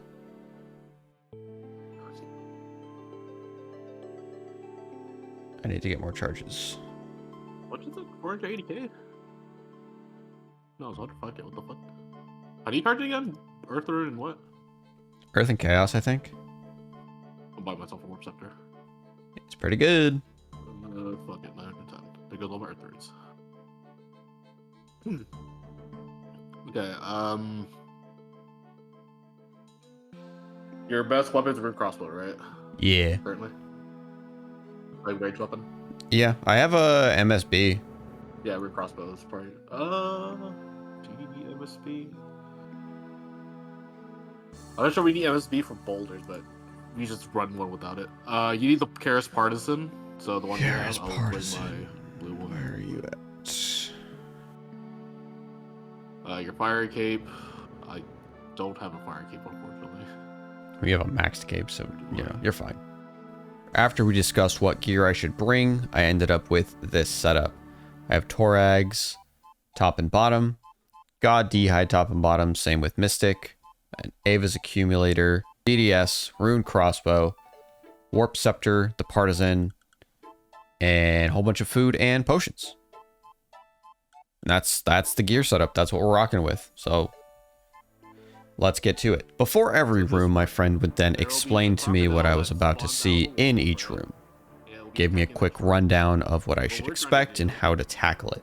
It's like a puzzle room. Lots of it went right over my head, so I just kind of nodded and was like, yeah, dude. Uh-huh. And I just kind of went in. Yeah. But there will be a crocodile that spawns, and we want to kill it before it hits a tree. Kill the crocodile. Okay. Killing the croc. Let's go in. Fuck it, sure. And you drop Crom one to get the. Okay. Drop one of those. Grab the So water. basically, you're dodging the poison and dodging the. What's it called? Okay, I think I can do that. Let me just get a fucking idea of what's happening here. Yeah. Ow.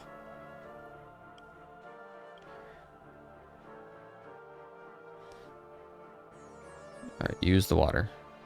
Nothing interesting. If I get hit too much by the spikes, it'll drain the water. Well, I'm having trouble. I'm having trouble. On the waterfall, and then on the tree. Oh, god damn it. Use it on the waterfall.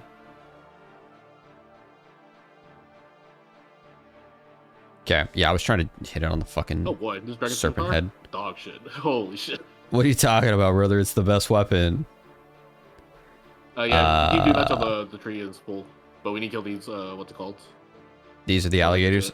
Okay. Or the crocodiles. Once you get Kill used to it, these guys won't attack by the time you get over there.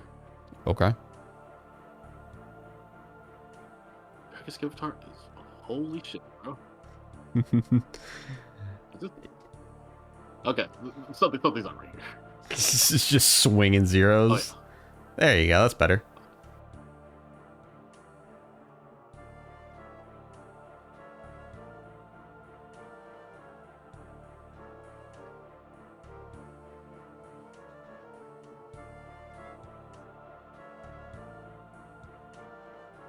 Now it's time for the first actual boss, and like I mentioned, my friend is going to give me the absolute fucking rundown on what to do here. You need the ranging potion. Ranging potion, I. Alright. Hit it. Let me know when you're ready. Let's fucking go. Alright.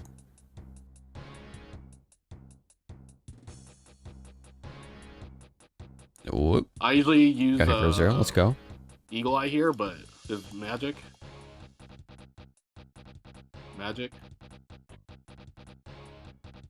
I'm not gonna use enhancing prayers. You can if you want, but I'm not gonna use I'm just gonna fucking focus on prayer swapping, I think. That's the range. There's a rock range. Yep. Hey, let's go. Okay, this is where you want to get the things to the oh, okay. See that? Yeah, you use that one or this one. Over Jug. there while you're praying the I've correct one. Hit the fucking bear, hit the missed. thing. Yeah, you come to my spot. Oh, okay. Run. And you want to be behind it, yeah. For this. Ah, yeah, I've seen that So you attack. can see like up to here, like the side is safe, right? Yeah. So you just want to line of sight it. I know you poisoned. Yeah, this is the wave special, so careful with the poison. Waves, careful of poison. Oh, I got dragged. I forgot this crossbow was fucking short. Okay. I'm just gonna slowly dodge out of all the way. Yeah, be careful getting dragged with your crossbow, because it's a lot shorter range than the twisted bow. Okay. I got dragged in already. I'm like, oh shit. Okay, another rock special. Alright, let's see if I can not fuck it up this time. Oh, I got poisoned. That sucks. Gonna push this one. I pulled it. I pulled it. I pulled up top. My side is safe. Uh-oh. Ow. Oh, Ow. fuck. Oh, fuck. I'm dead. Ooh. I think it was too far behind. Yeah, so if you don't get behind fast enough, you will, it will, like, knock you down. Yeah. I noticed that. Yeah. Okay. Okay. I think I'm okay for now. Rocks. Kick the jug. Should I hit this one? Alright, my side's safe. Hell yeah, I fucking did it. He ate so much shit. Like, why has he got so many rocks and fucking He's a jars in his crocodile system? that's living in a cave. He's pissed. Don't get dragged in. Oh, fuck. Just got dragged. Oops. Okay, now we move. Easy. So you usually do 2 each special. 2 jars, 2 waves. Yeah, wave rock, or Oh, rock, they wave, alternate. rock. Okay. I missed. Goodbye, Fuck. And after this, I believe he starts speeding up his attack by like 1 tick. So later it'll get really difficult, but now it's good to hear that he's speeding up. It was 1 tick faster. Oh, I should turn on game audio. Oh yeah, game audio, you can hear what he's hitting it to. Yeah, I should turn that on. I'll do it after this. You did. We did it. Hell yeah, dude. Alright, so for this one. So we both have to do puzzles on each side. Right? Okay. So the top one looks like you have to turn on the lights, turn all the beams on. Okay. Yeah, I can come help you after. I can jump over and come help you. But Nah, I got this. basic. So pick your poison. Which way would you like to go? I'm in front of this one, so I'll fucking do that. Alright. Let's go.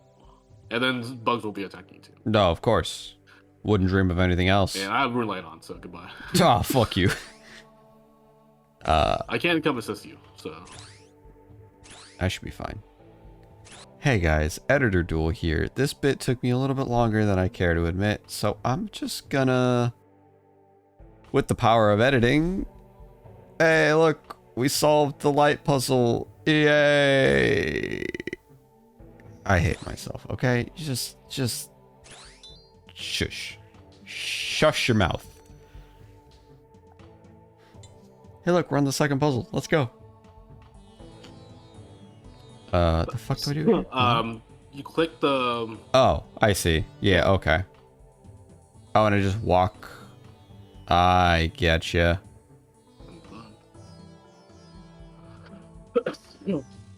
Oh, pathing. Okay, pathing is a thing. Gotta be careful where I walk. Gotcha. Let me go all the way around up this way. And bam. It's just that easy. Match the tiles. Now we go to the next Jeffrey. boss, There Scurrius. are some mechanics. Once again, my friend gave me the entire lowdown, but I'll be completely honest. I think this boss, I retained possibly the least amount of information I ever have in my life. I just kind of shot things and hit the bug when my friend said hit the bug. So, yeah. After a certain amount of attacks, but other than that, that's about it. So. All right, dude. Let's So fuck it. You want to stick to the right side, you stick to the left side. We can do that. You know, like have our own side. Yeah, I'll take the right. That's fine. Pot up. Combat. Super Combat combat. potion. Yeah, you want to pray range Okay. for the first, I'll just be watching initial you. phase, but you'll have to yet. Yeah. You want to move, hit, and move. Yeah. Okay, I see. Dropping fucking bombs on me. Oh, I moved too soon. Yeah. And then he's about to do the knockback attack. Okay. On the side that feels more safe. Get over here.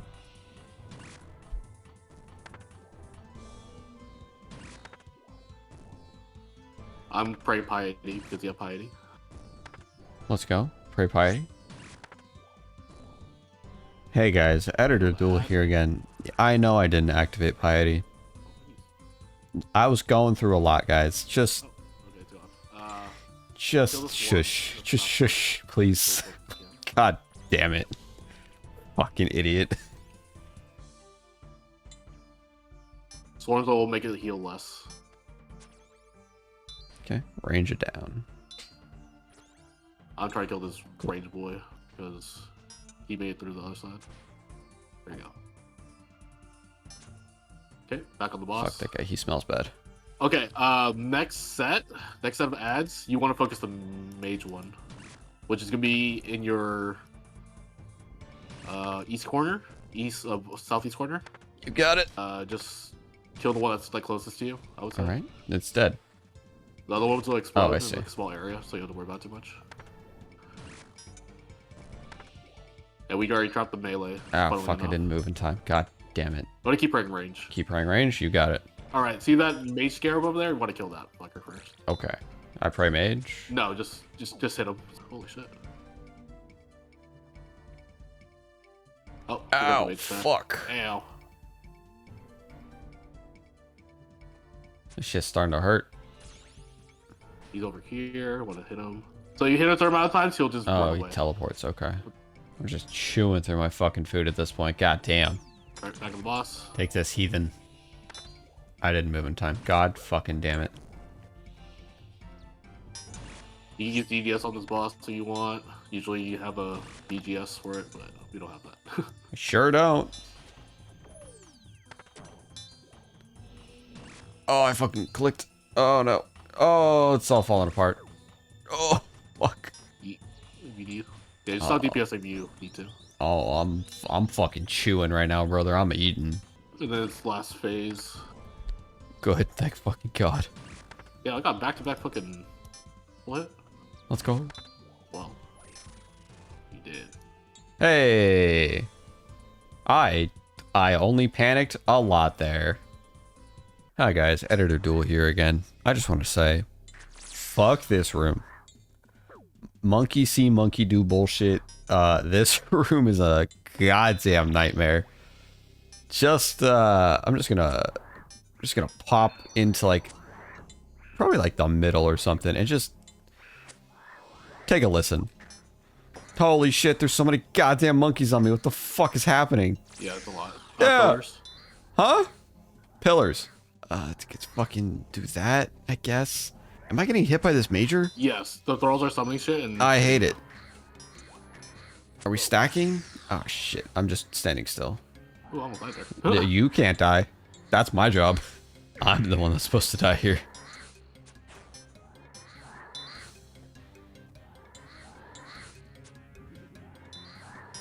Oh fuck. Okay, that thing's dead. Holy shit. I might die here. No, once again, you gotta live. Alright. Yeah. Great room, right? Yeah, Great so mechanics. that monkey room is a fucking travesty. Made it though, didn't die. The only deaths we have so far are at big crocodile boy. I'm killing it, guys. I'm crushing this shit. So you mainly pray melee. Pray melee and you hit it. It's weak to stab, but we only have a... I can skip a turn right now, so... There's nothing to deal with. At a certain threshold, it will push us back all the way to the bottom and send boulders. Donkey Kong shit. The stack, you know how you stack against like a stack marker against like a object in Final Fantasy. Yes. So they'll drop big rocks. You want to stack? You want to stack with those or stand next to it. So you share the damage. Okay. So stand next to a rock. Fuck it. Ready as I'll ever be, I guess. Let's rip a roll it and punch it, brother. Hey, we don't mind the gap, so you don't have to worry about falling to your tree. I don't even know what you just said to me, but okay. You can fall in that pit. You can, yeah. Fuck that. So that move, we gotta run. Yeah, you gotta run. Oh, okay. This is a Well, damage, but okay, for that's falling good. rocks. Because I immediately got hit by it. Those are the big rocks you want to stand next to. Stack Take the with. run Got towards it. right now. Okay. There you go. Okay. Yeah. Easy And enough. then we want to kill these monkeys. Kill the fucking monkey. Die. Oh, I should not be using my spec weapon. That side if I need to run. Die. My monkey's not dying. Hello? You just gotta hit it, brother. Oh shit.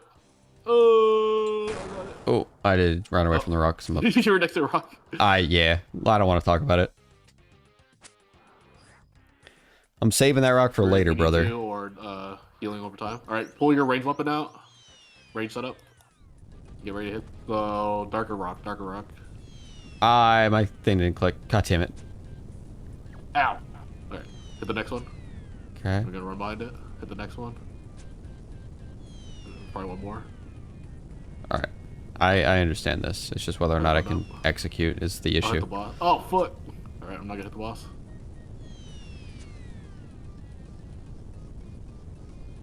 My ranged attack is so fucking slow. Shoot it! And then run. Shoot her! Oh my god. I'm so used to solo because he used to one-shot those rocks. That went well. I think that went very well for us. I'll probably put what's it called on her. Careful with my rock. Oh my god, I almost ran into that fucking rock. Oh. You grab the north one. I will grab the south one. Go. You got it. To the rock. Nice. Easy. I'll grab the bottom one. Sounds good. Throws a rock. He won't throw a rock, he's a bitch. Oh, he threw a rock. Okay. Run across You this run all little... the way up. I got hit. Ow. Fuck. I'm gonna hit it. Do it. Hit his ass. And I'm gonna... For you too. Ow. Ow, this motherfucker. It's beating my ass. Okay, Go get north away one. from there. Go to this rock. Go now. Throws a boulder. Just die already. Yeah. Nice. Nice. I don't have my pickaxe. Oh boy. Oh, hell yeah, dude. Yeah, I'm gonna be using a bronze pickaxe. It's gonna be a couple downs. Let's not talk about it. But, Oh, dude, it's okay. Um, Is this the mirror puzzle one? yeah, it's a mirror puzzle one. You want to drop the mirror so where it's gonna hit the middle thing. With Rune Light, you can see where to drop your stuff, so it's not too much. But it's gonna be a couple downs with my fucking bronze ass pickaxe because I thought I had a dragon one in here. God damn it! Where's my dragon pickaxe at? Casually losing a dragon pickaxe. Oh well, let's go. Let's do it. I don't know what I'm fucking doing. Editor Dool here once more. My friend pretty much just solved the whole thing in one shot because he's done this before and he has the believe Runelight plugin. fucking So there wasn't much to bronze-ass it. It was pretty pickaxe. simple. It was very funny that he forgot his pickaxe That'll though. be 2 down. Yeah. On to the boss. This boss broke my brain just a little bit. Unsurprising because it's the size of a pea when it comes to RuneScape. But I had a really fun time with this guy. I think he's a really cool design, and I don't know. I'm having a good time raiding. I want to keep doing more of these, and I want to try the other raids as well. But I think they're a lot harder than this one, from what I've understood. So that'll be a future endeavor for sure. I don't believe he has another attack because this is duo. So Let's pretend he doesn't and just say fuck solo he it. has less. Duo he has that attack. Yeah, we'll see. Cool. Fucking let's do it. I will. My smelling salt salts. up and head on in. All right. So you can kite this motherfucker for a long time, but we're not gonna do that method. Okay. Let's equip the magic gear. And he'll do chip damage to you. Cringe. Okay, so he's switching attacks. Okay, it's this ability. Yeah, so just stay away from each other. Okay. There you go. Hey, solved it. Simple And enough. now we have to melee him. Prey range. Prey range. Now we need a melee. Gotcha.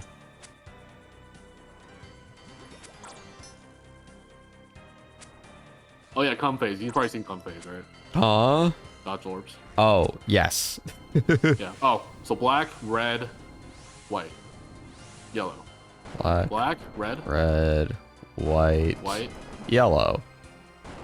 Got it. yeah, pretty much.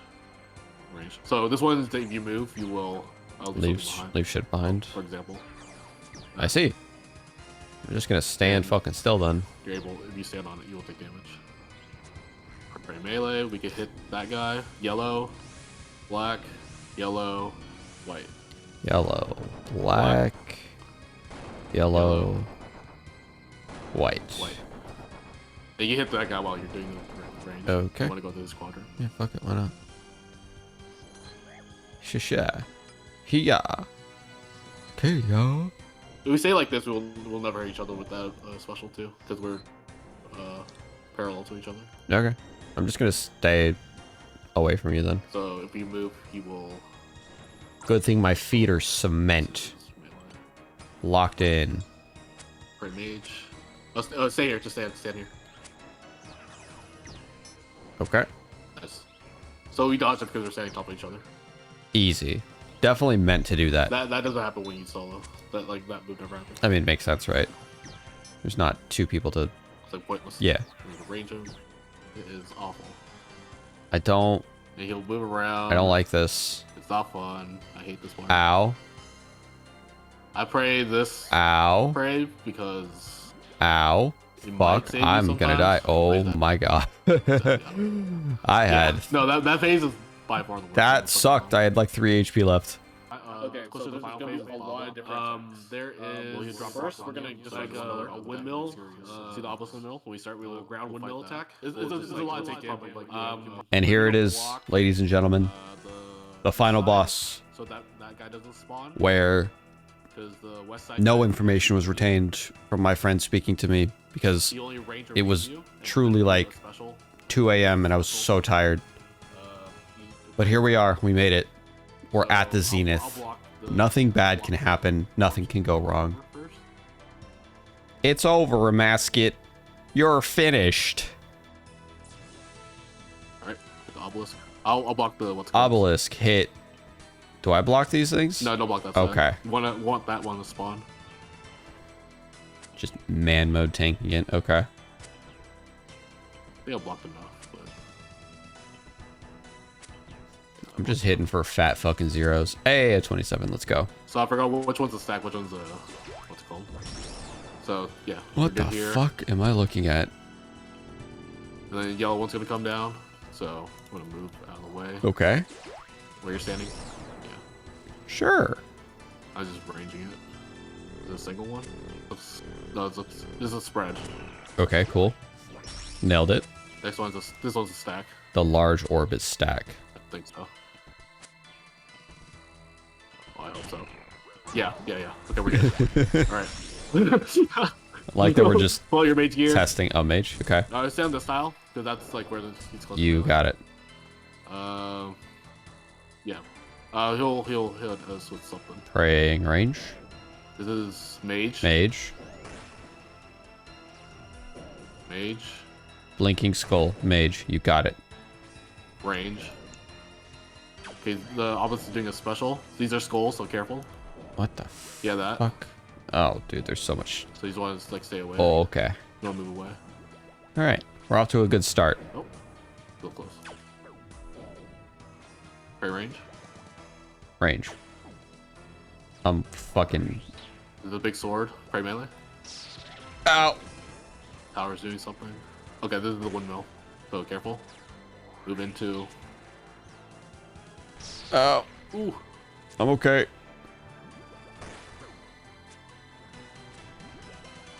Ow. Oh, I didn't move fast enough. God damn it. Okay. Time to spec it out.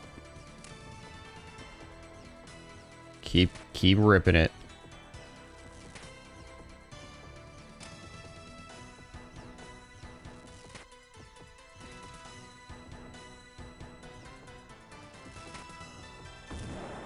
Okay, mage.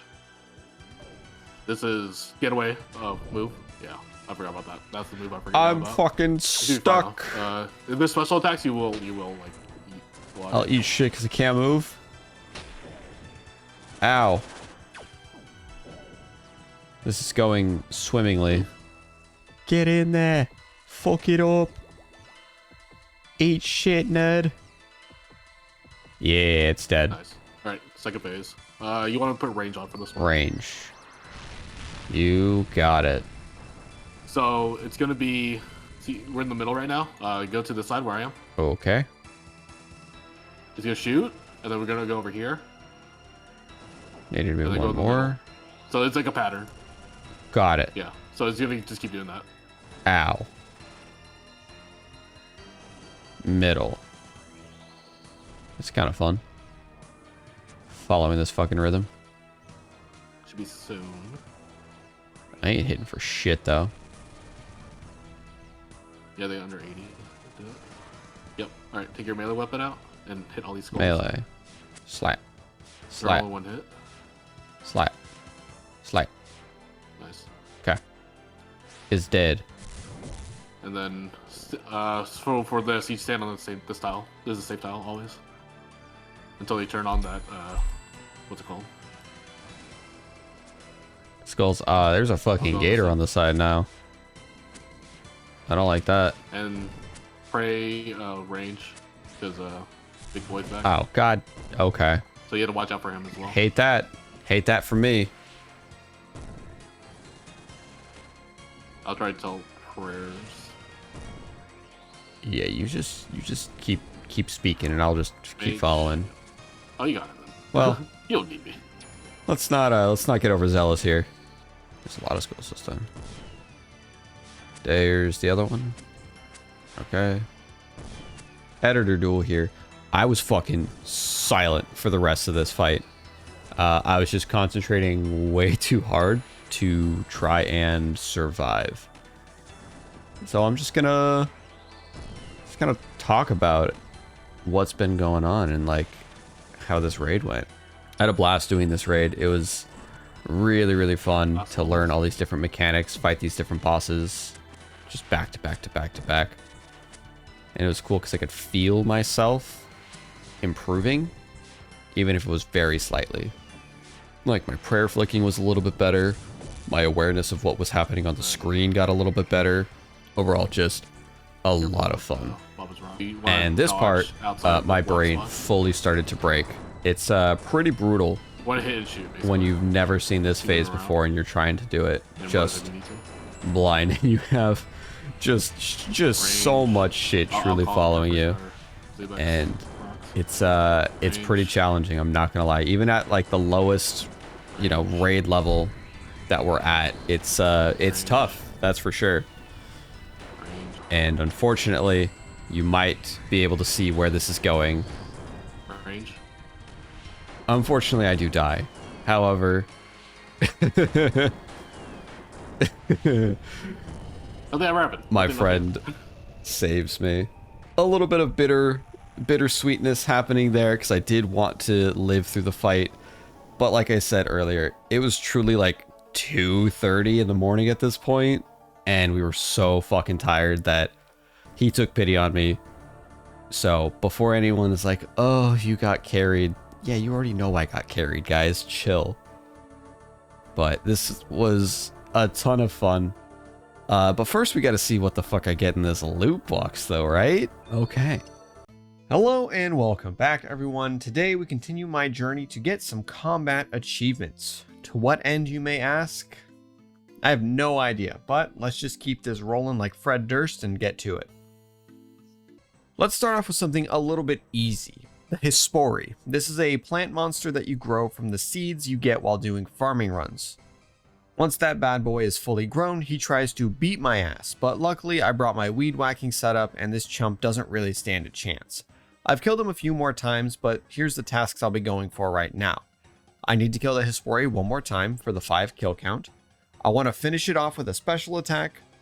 I need to kill all the flowers within 5 seconds of them spawning, and I need to kill it without losing any prayer points. So let's get going. Alright, so in we go. I made sure to bring some fast ranged weapons for killing the seedlings, and I made sure that I'm bringing an anti-poison as well. So let's just get to it, shall we? Alright, these things need to die. I think that was good. That seemed alright. Yeah, nice. Okay, easy enough. Gonna drink that potion. And I'm just gonna kind of smack it. We're gonna try to not use any prayer as well, so we will see how this goes. So far, not great. I'm kind of getting smacked up. Ow, Jesus Christ. Oh my God. Ow, okay. Fuck. I forgot how this fight works. It's been months since I fought this thing. God damn it. Okay, these plants need to die again. I don't have to worry about the 5 seconds, which is nice. I got that right off the rip. Can I please hit not zeros? I forgot what I'm supposed to do with this. I think I spam, right? Ow! Okay. Okay, we're hitting. Oh, back to back 20s. We're hitting. Okay. I'm going to keep my HP higher. I'm not exactly sure what this thing can max on me, so I'm a little afraid of that.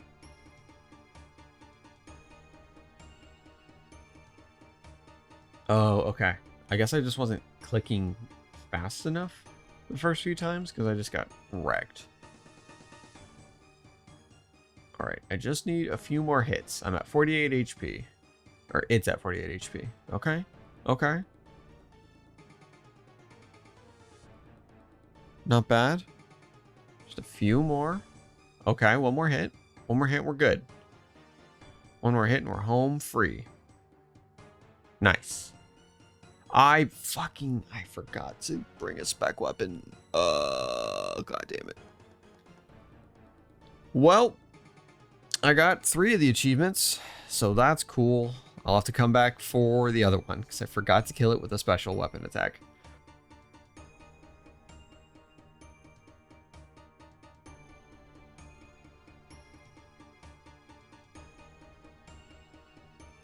Yeah.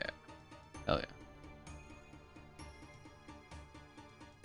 While I'm at it, I decided to get a few more Barrows tasks done as well. Similar to not losing any prayer points with Hespori, I need to do a full run of Barrows while having 0 prayer points. So I just make sure that I don't get low, and that's pretty easy. It's not too bad. And of course, Darok has to be the final brother when I'm going for this task.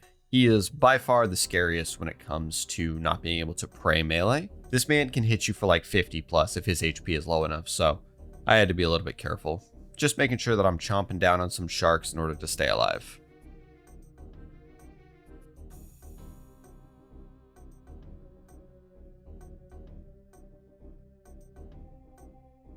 I also need to kill Carol with only special attacks.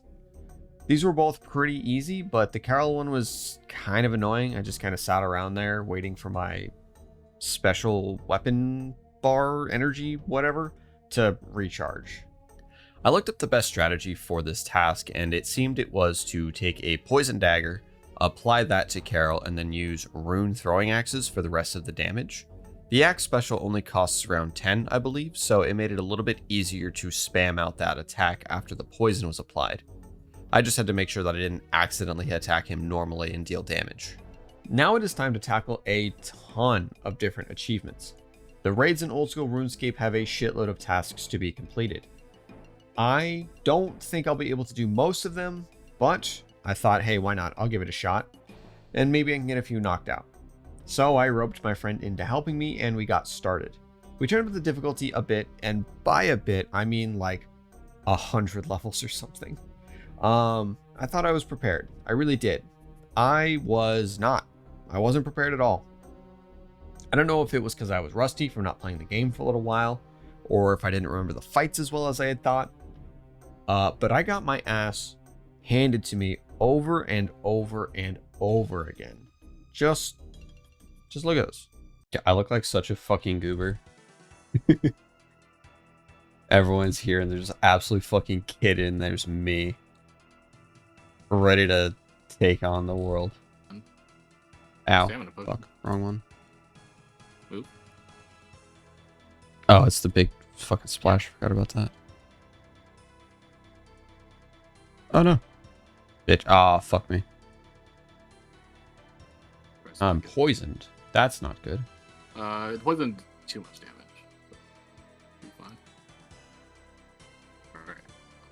expected pretty good. Ow. I need to do this.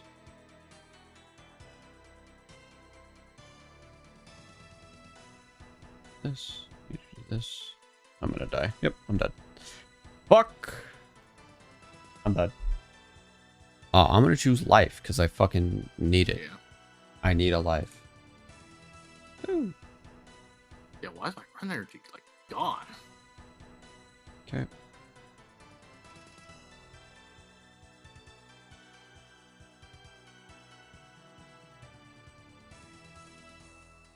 Did we last one? Yeah, got it. Oh, you got it? Yeah, Combat achievement. I can make a video out of this. I didn't do it, but I fucking... I didn't get hit by anything, though. So let's go. I think the time. What's it called? I think it's the time. I don't know, but I didn't get hit by anything, so I'm gonna count that as a big dub for your boy. Big dub. God, God knows I need a big dub here. Jesus Christ. Alright, we're gonna do our Really hard. cocaine. Yeah. Alright. Yeah, so. Range, pot, and cocaine. Use your cocaine as your range spot. Oh, okay. Cool. I think it's just all your sets. There we go. Ready? Another wave. Watch out for the blood clouds as well. Oh, what? Hate that. Get me away. Get away. It should die as soon as it gets over here, hopefully. Yeah, Spooky. just barely. Hate it. Oh, we're in the wrong way. We need to get ready to dodge.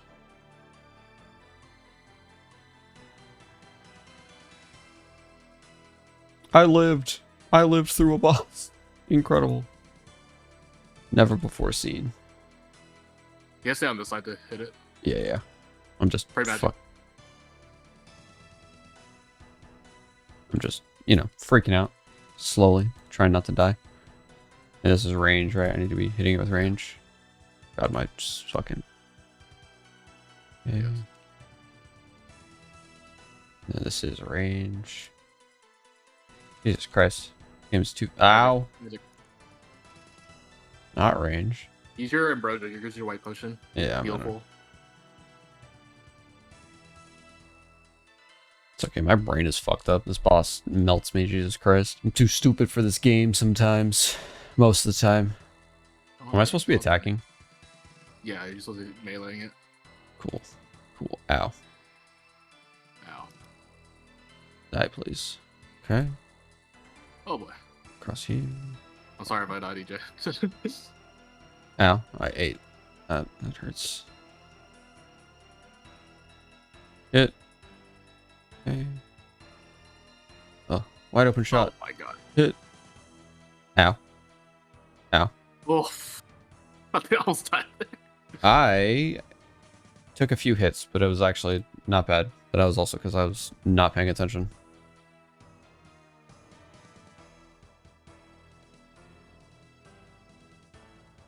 Oh, get the fuck. Clear mage. Oh, I'm gonna fucking die. Range. Oh, I'm dead.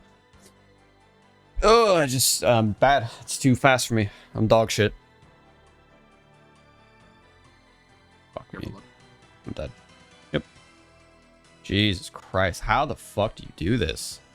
You did it. Wow. I'm a confident raider. That's a fucking lie. You got a comment achievement? I got a combat achievement. That's good. Confident raider. That's a lie. Yeah, so it didn't go well. I'm not gonna sit here and say it did.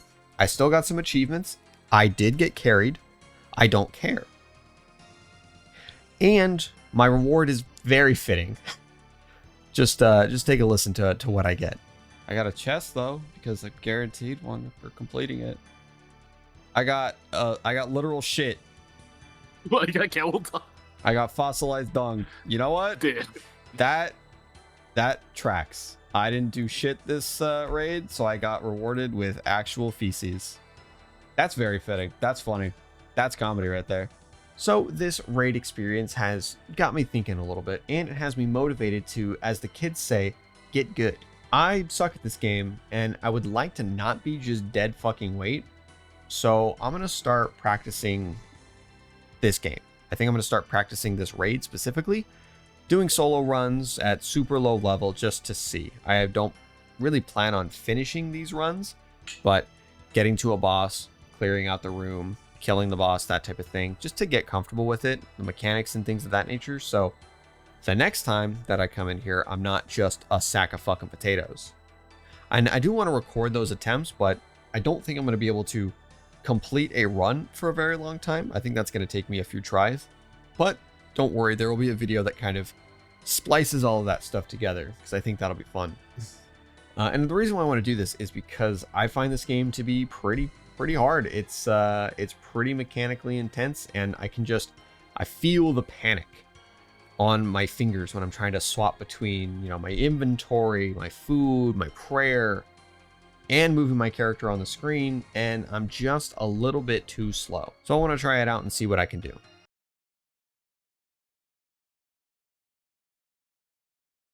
Hello there, my name is Dool. Most of you probably know me from my Runescape series where I fumble my way into a fire cape. Thanks for watching that, by the way. Recently I've been doing some Minecraft videos and well, they aren't as popular. Yikes. Well, I guess that's fine, it's not a big deal. But in order to not kill my channel before it's even alive, I wanted to talk about Runescape. As the title suggests, and from my previous series, I didn't really know much about the game other than what I had watched on YouTube. But I think now I understand the game a bit more. Not in like a gameplay sense, absolutely not. I'm still really bad at this game. Rather, I think I understand what keeps people playing this game and what attracts new players to it. And I'd like to take a few minutes of your time to just kind of talk about that. First and foremost, RuneScape is a game about choice. No matter how you slice it, you are making a choice when you choose to play this game. Maybe you're a PVMer or a 1 HP Ultimate Iron Man. All of these different playstyles come from a choice being made. There are endless ways to play this game, all based on the choices that you make. This gives RuneScape a unique amount of replayability compared to some other games. Each new character is a completely different experience based on how you choose to play. A lot of other games offer replayability and new experiences every time you play, but if you want to put into the work, you can get an entirely unique experience while playing RuneScape. If you look at other MMOs like Final Fantasy XIV, which is an amazing game by the way, you should absolutely play it and maybe watch any videos that I make on it in the future. Okay, thanks, bye. They don't really offer this amount of choice. Sure, you may be given a choice in a game, but right there is already a major difference between being given a choice versus making the choice yourself. In Final Fantasy XIV, you start off the game and you are in a cutscene, you're told where to go and what to do.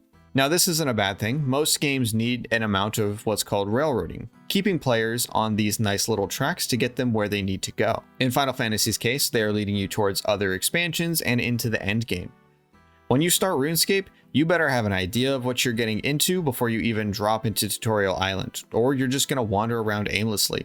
And again, there's nothing wrong with that. That's what I did for a long time. But RuneScape won't ever tell you, hey, there's a story that we, the player, have to go on in order to get things done. It is all up to the player to choose whether or not they want to do quests to learn about the game's lore, or if they want to just skill or go against bosses. Now there are some prerequisites in RuneScape in order to get to certain pieces of content. But that's about as much railroading as you're going to experience in the game. You just need to make sure that you have that finished in order to unlock the content you want to play. And then that's kind of it. You don't really have to worry about much else after that. Take fairy rings, for example.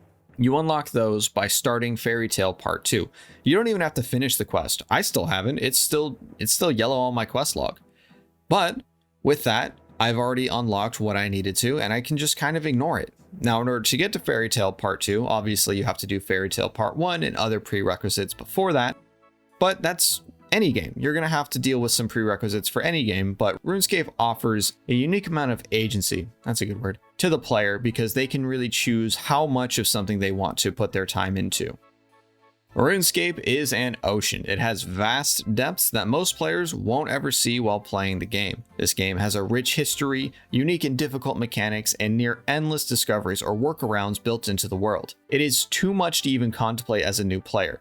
Luckily, if RuneScape is an ocean, the RS Wiki is going to be the boat in which you sail through this adventure, until sailing actually comes out, and then this metaphor doesn't really work as well, but go with it.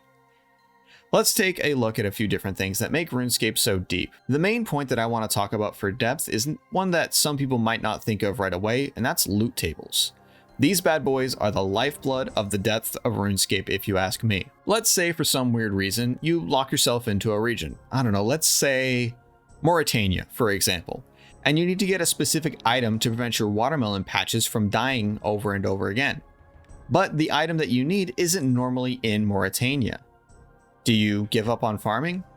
No, you go look at the loot tables for all the monsters in your area and wait, you see that Firewatches drop the item.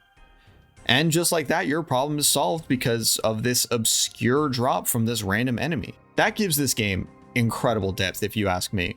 What other problems in video games can be solved by checking loot tables of weird monsters?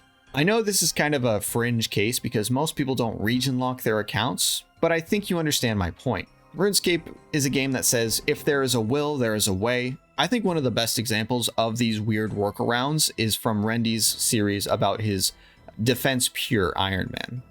This man literally takes RuneScape and breaks it in half to get what he wants, and I love it. Now I'm going to talk about some things that I do not understand, so please bear with me.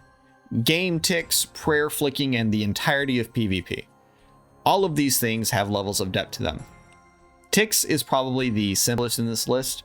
The game registers an action every 0.6 seconds, meaning you can perform actions on those ticks. That's probably not even right. But since this game's code isn't perfect, that means you can manipulate these ticks to your advantage, often to the detriment of your hands, like a 2-tick teak wood cutting or fishing or something like that to make things more efficient. Using these, you can speed up the leveling process a fair amount. Prayer flicking also manipulates these game ticks. Being able to not use any prayer points if you're skilled enough is a huge advantage, and it incentivizes players to, as the kids say, get good. Prayer flicking is so accepted that there is even a combat achievement that can be interpreted as you need to prayer flick the entire fight caves in order to get this achievement. And that's fucking crazy. Now let's talk about something that I fully don't know if I will ever try. PvP. As a new player, I had the idea that PvP in RuneScape was just about hitting harder than your opponent since damage is randomized in this game to an extent. But then I watched videos from Framed, Torvesta, and other PvPers, and boy, have I never been so lost watching something. The speed at which these people swap their gear and prayer while using special attacks and eating food, it's fucked up, okay? I'm gonna say it. Like, how do they even do it? How does a game with such a simple premise to combat become so difficult? Well, I have no idea how that came about in RuneScape, but there is another seemingly simple game through the use of bugs and glitches that became extremely difficult to play at a high level. That's right, Super Smash Bros. Melee. This game may look simple at first glance, but it is incredibly deep and has a lot of interesting mechanics with it. But that's not what this video is about. PvP in RuneScape is like the highest level of rock, paper, scissors you can think of. Maybe you're in full tank gear and all of a sudden your enemy pulls out Barrage and smacks you real fucking hard. Or maybe you're ranging and a dude hits you with an AGS spec. You best be praying correctly or else you're going to be praying to a different god, if you know what I mean. The depth of this game is definitely not obvious at first glance, but once you spend some time in RuneScape diving through the wikis, you're going to quickly learn that it is not a shallow game by any means.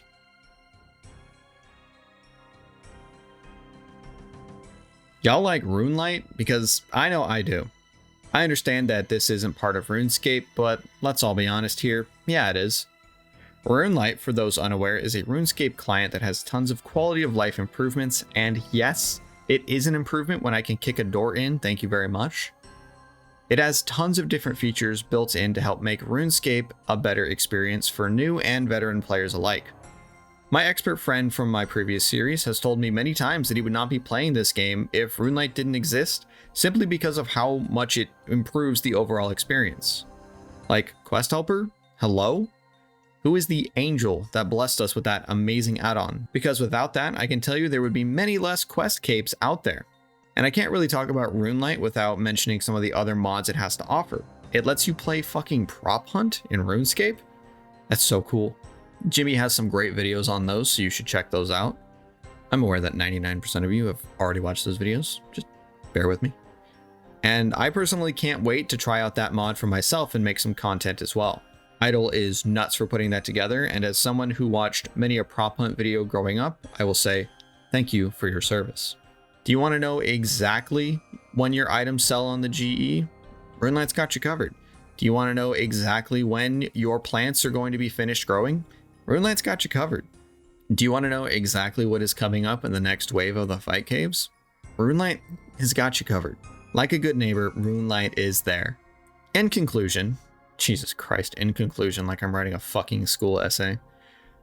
In conclusion, RuneScape is sick. No, but really, RuneScape is a game that I really didn't understand until I gave it a fair shot. It did help that my motivation came from creating videos from it, but that allowed me to see the game for what it is. It is a massive sandbox that won't hold your hand or tell you when or where to do certain things. You can grind out as many levels as fast as possible, or you can take your time and chill. You have the ability to make a completely unique account and find satisfaction that way. Do you like PvM? Great, RuneScape has a bunch of different bosses that you can go take on. It even has a few raids, which is really cool. What about PvP? Well, you better be ready to learn and get your ass beat because the skill ceiling for that is super high, but it's there. You want to mess around with some mods and goof off? That's easily done. RuneScape is a very special game, and now I see why so many people watch and play it. It has something for everyone, from the ultra casual to some of the hardest looking stuff I've seen in gaming, like an Inferno run looks absolutely absurd. I think I understand RuneScape a little bit more now, and I hope this video has helped some of you also understand it a bit more too, or at least understand my point of view from it. And I think that is going to be where we end today. Let me know in the comments if you enjoyed the more video essay format, because it's something I've been toying with for a while now. Hello and welcome back, everybody. It's been a little bit. Music. It's a part of every culture worldwide, and its influence can be felt everywhere you go. From your own playlist to the waiting room of a doctor's office, music is everywhere. Now, some of you may be asking, Dool, why are you talking about a doctor's office when you're standing in the upstairs bar of Falador? And to that I answer, shut your f***ing mouth. I won't be taking any questions at this time. You can save those for the end. Music in video games is a topic I've wanted to talk about for a long time, and I thought what better way than to talk about the music in RuneScape and compare it to music in other games that I played while growing up. And when I say compare, I don't mean to see which is better or more popular, because none of that really matters. Compare as in what the music in these games represents and how they affect people while they played them. But before we get into that whole spiel, let's talk about RuneScape's music as a whole. RuneScape's music was created by James Hannigan, who is a composer from Britain who has some credits in some pretty major projects, and someone else who we won't be talking about. We will, however, be talking about how these tracks were made, with a little program that some of you might be familiar with called MIDI, or Musical Instrument Digital Interface. Now, the whole MIDI thing is a rabbit hole in itself, but to put a super simple breakdown of it right now, MIDI does not send a sound wave of an instrument like how an MP3 or WAV formats are designed to do. Instead, what MIDI does is it takes in the information of a music note and sends that inside of itself essentially, and generates the sound that way. Now you can start to see why RuneScape's music sounds the way it does. Being that it is MIDI generated, it has that kind of garage band synthesized feel and sound to it, and it really works for this game. It may have been due to some limitations back then by the developers, whether it be budget or technology, but when they set out to make music with this MIDI program, they created some of the most iconic music in video game history. Just listen to this banger.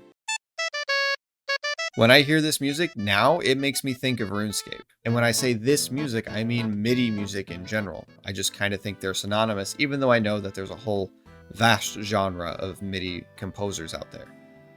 I know that MIDI has been around for a long time, longer than RuneScape has, but it's undeniable the impact that this game's music has had on me in the short amount of time I've been playing it. Now, I want to take a second to zoom out of RuneScape's music and talk about the music in video games in general. I know, I baited you all in with the RuneScape title and the thumbnail, and I spent the first few minutes talking about it, but hey, it's my video, and I'm going to pivot away for just a second. Music in games makes the experience. Some of the most iconic soundtracks from games are recognizable with literally 1 second of audio. These songs are more than just background music. They are an entity all on their own.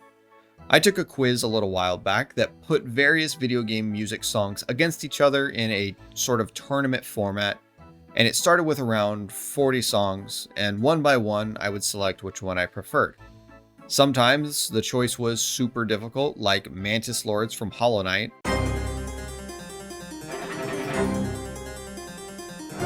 and Escape from the City from Sonic Adventure 2.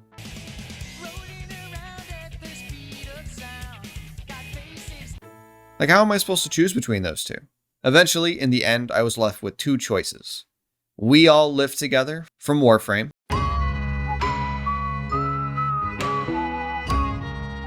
and Dearly Beloved from Kingdom Hearts.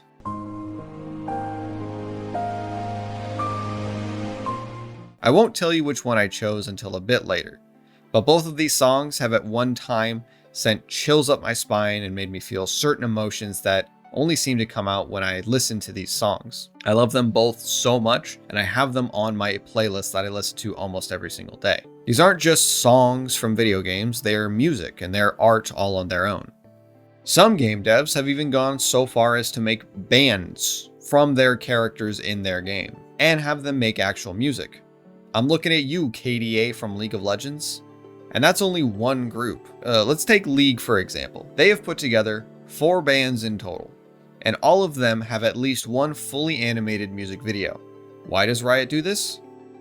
Money. Each of these bands has an in-game skin line. Well, as of recording, most of them do, but it's only a matter of time until all of them do. But money. Money is the simple answer. But Riot also knows that video game music can be more than just the characters that it's attached to.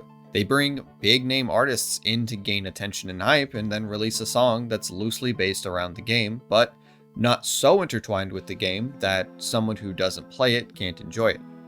It's a brilliant strategy, honestly, because no matter what the song ends up being, whether it's good or bad, people are going to talk about it. Some people love KDA and others, like me, don't really care about it or care for it. However you view this music, it's gonna get the attention, and that attention turns into money. Now, not every attempt at creating music in a game is a cash grab attempt. Sometimes it's just the person that you put in charge of making a game's soundtrack is like a musical genius and he will not be denied. Soakin'. I don't know how much of FF14's music I can put into this video without getting demonetized. Who knows, this video is probably fucked anyway. But just do yourself a favor and listen to some of his work. It's insane. It's not at all what you would expect from a video game composer. There are tracks that go from ska to jazz to electronic rock. It's crazy, the range that FF14's music has. Then there's people like Mick Gordon who just fucking crush it with one genre of music on the Doom soundtrack. And I would say that video games have entered into a new era of incredible soundtracks, but then there's games like Chrono Trigger or Donkey Kong Country who have had killer soundtracks forever. I don't know. I'm just beginning to think that video game soundtracks are pretty fucking rad, and I'm sure I'm not the only one who shares that feeling. Alright, enough of that. Y'all want to hear more about RuneScape's music, right? Okay, so here we go. One of the most important things I think to consider with RuneScape's music is the nostalgia that accompanies it and the feelings associated with that nostalgia. I said before in one of my previous videos, there's a reason why I start every RuneScape video with the song Harmony. And the reasons for that are, one, it's a great calming song that allows me to set up the video and tell you a little bit of what I'm going to be doing. And most importantly, it's the song you hear once you leave Tutorial Island and spawn into Lumbridge.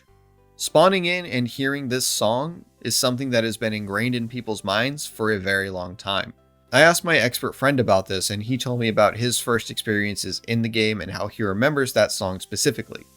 So I use this as a tactic to bring veteran players in and use their nostalgia against them. It's a super sinister plot if I do say so myself. I don't know if it works how I plan it in my head, but the attempt is there to draw in that audience. Because as you already know, I don't really have a ton of nostalgia for RuneScape. I didn't grow up playing this game like a lot of other people did. So I'm really relying here on the music that the game has to bring in more people like that into my videos. I can only imagine what it must have been like to be a young kid going into the Elvarg fight and hearing this for the first time. It must have been a crazy adrenaline rush to deal with that. And I mean, honestly, I felt a little bit of that myself, and I'm a full-ass adult. And I don't think I'll ever be able to hear the Fight Caves music without some sort of sweat-induced flashbacks. Ugh. All of the songs here help paint a picture of what's going on in the world or in an activity that you're in, and they really do add to the experience. RuneScape isn't known for its graphics in terms of high quality, but with the music, you're still transported into another world, and that's something you can't take away from it. That combined with the wonders of imagination, you can get incredible combinations that are hard to replicate. Obviously, graphics aren't everything when it comes to making a good game. But what about bad music? Could it be even more impactful on how people enjoy it? If you take Undertale for an example, it is not a good looking game by any means. I'm going to preface this by saying I fucking love Undertale. Do not come at me with this. You know it's not pretty. But the music in that game is so iconic and so good that you don't really mind the kind of goofy graphics and you kind of learn to love them. You know what I'm saying? It's a mixture of the characters, the charm, the dialogue, but also a mixture of the music. You can't deny that hearing Bone Trousel, you won't think of Papyrus, and you definitely can't think of Megalovania without thinking of Sans. Whether it's a meme now or not, you can't deny that the music in Undertale is a massive part of what makes that game so extremely special. I'm going to talk to you now about the spice of life, variety. Oh boy, the music in this game has a ton of it. You've got sinister, brooding music that prepares you for an epic encounter.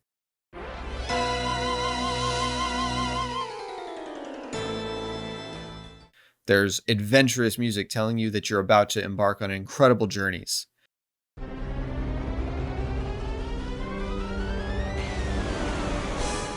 There's relaxing lo-fi beats to farm XP to.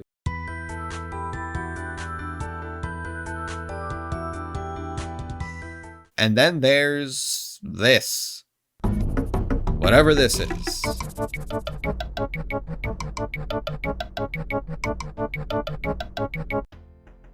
You've got jazz, you've got rock. There are so many tracks in this game, and they're all varied in their own ways, allowing the game to have tons of flexibility in terms of the overall feel and themes that the music can portray. So when adventuring around, you never really get tired of the songs that are playing because they're constantly changing. With the zones that you walk through or the activities you take part in, they are always changing on you. Now I know that some people are thinking, man, I am tired of the music in this game though. I keep hearing the same song over and over again. Well, yeah, of course you are. RuneScape is one of the most grind-heavy games I've ever played or seen. So it's natural that those people who stick with hundreds of hours of grinding will get sick of the music that's being played. But take what I'm saying as a new player who hasn't put in thousands of hours into the game. There are 751 music tracks in this game according to the wiki.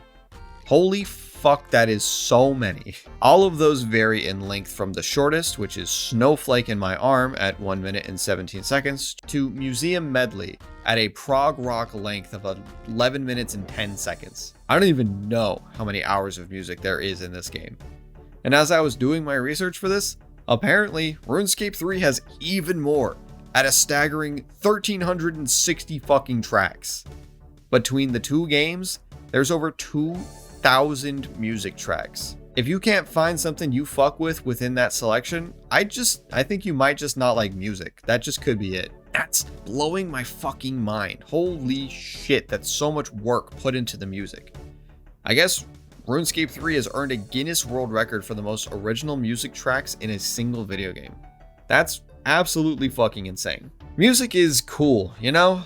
I'm not really a musician myself. I can hit things with sticks to make some noise, but I don't generally create music. And I've always had a fascination and an immense amount of respect for the people who can create music. And to be able to create hundreds of tracks for a game is absolutely no small feat. Those tracks are going to live on for as long as the internet exists. And I think that's super important and super special to keep in mind. These tracks are part of the game and they make it what it is. Hello and welcome back everyone. You might be wondering what the title of this video even means. Well, luckily for you, I just so happen to have made an entire video explaining that very thing. But before I get into that, I want you to hop into the comments and tell me what you think it means for yourselves. There are no wrong answers unless they're woefully incorrect, and then in that case you would be wrong. I can't stop that. But that's all right. We're all wrong every once in a while, so don't worry about it too much. All right, now that you've definitely done what I've asked and not just waited until I kept talking, let's get into it. So what is comfort food? According to the Oxford Dictionary, comfort food is, and I quote, food that provides consolation or a feeling of well-being, typically any with high sugar or other carbohydrate contents and associated with childhood or home cooking. It's the idea of food that will make you feel safe or at ease, make you feel comfortable. My go-to comfort food would probably be something like my mom's potato salad or chocolate chip cookies. I grew up eating both of those, and I can remember hot summer days where the family would barbecue, and I knew that it meant I got to eat both of those foods. Pretty sweet deal. Now, I didn't come here to talk about actual food, although I could go for some right now. Runescape is comfort food. What a dumb statement, but hear me out. I've been contemplating the idea of games as comfort for a while, and it dawned on me that RuneScape is that game for many people. Now, comforting games is not something new. There's games that are specifically designed to be comforting, like Stardew Valley, Minecraft, Terraria, etc. These games were all designed with an aspect of comfort in mind, not pushing the player too hard mechanically, or asking them to endeavor on some action-packed quest. Except for like late game Terraria, which gets fucking crazy. These games can be picked up and played for a few hours, enjoyed as simply as that. But these games are not the ones that I'm referring to when I say RuneScape, and by my definition, other games are comforting. And we all know what I'm about to say next. While RuneScape isn't my game for comfort, I know that it is that game for many other people.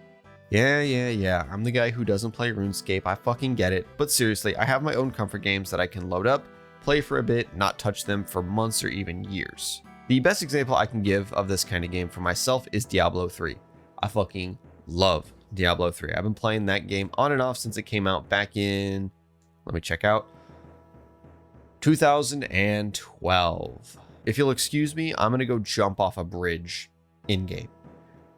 Fuck, that came out over a decade ago. God damn it. Okay, back on track. Diablo 3 for me is that comfort. I can load up D3 in any season, make my character almost always a witch doctor. Please, Blizzard, bring back witch doctor in Diablo 4, I'm begging you. And I can have a mindlessly great time slaughtering thousands of demons and undead while chilling, watching YouTube, or AFKing some skills. It's a game that wasn't intended to be comforting, but to me it absolutely is. Now, that's enough rambling about my game. I'm sure I'll talk about it a little bit later as well, but let's talk about RuneScape for a second, because that's why most of you clicked on the video to begin with. RuneScape is comforting for many people. I've touched on it a bit in some of my previous video essays with the ideas of nostalgia, music, familiarity, that kind of thing. Those all play key roles in creating comfort, but what I think really sets certain games apart from one another is the ability to pick up right where you left off. Now, in any game, as long as you're saving frequently, you can just pick up right where you left off. That's correct. Yes, but RuneScape is a game where you can spend literally thousands of hours on a single goal, so taking breaks is necessary for most people. If you compare that to getting max level in a traditional MMO, where it would take you maybe a few dozen hours, RuneScape's exponential time investment demands taking breaks. At least in my opinion, it does. But there is a reason why people keep coming back to RuneScape over and over and over again. Maybe it's to achieve their dream account or finally take down the Inferno, or maybe it's to just bank stand at the GE.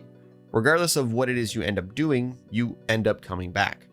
And the game is largely the same. New things will be added for sure, but the core of the game, that point and click medieval game that we all grew up playing, is still at its core the same game.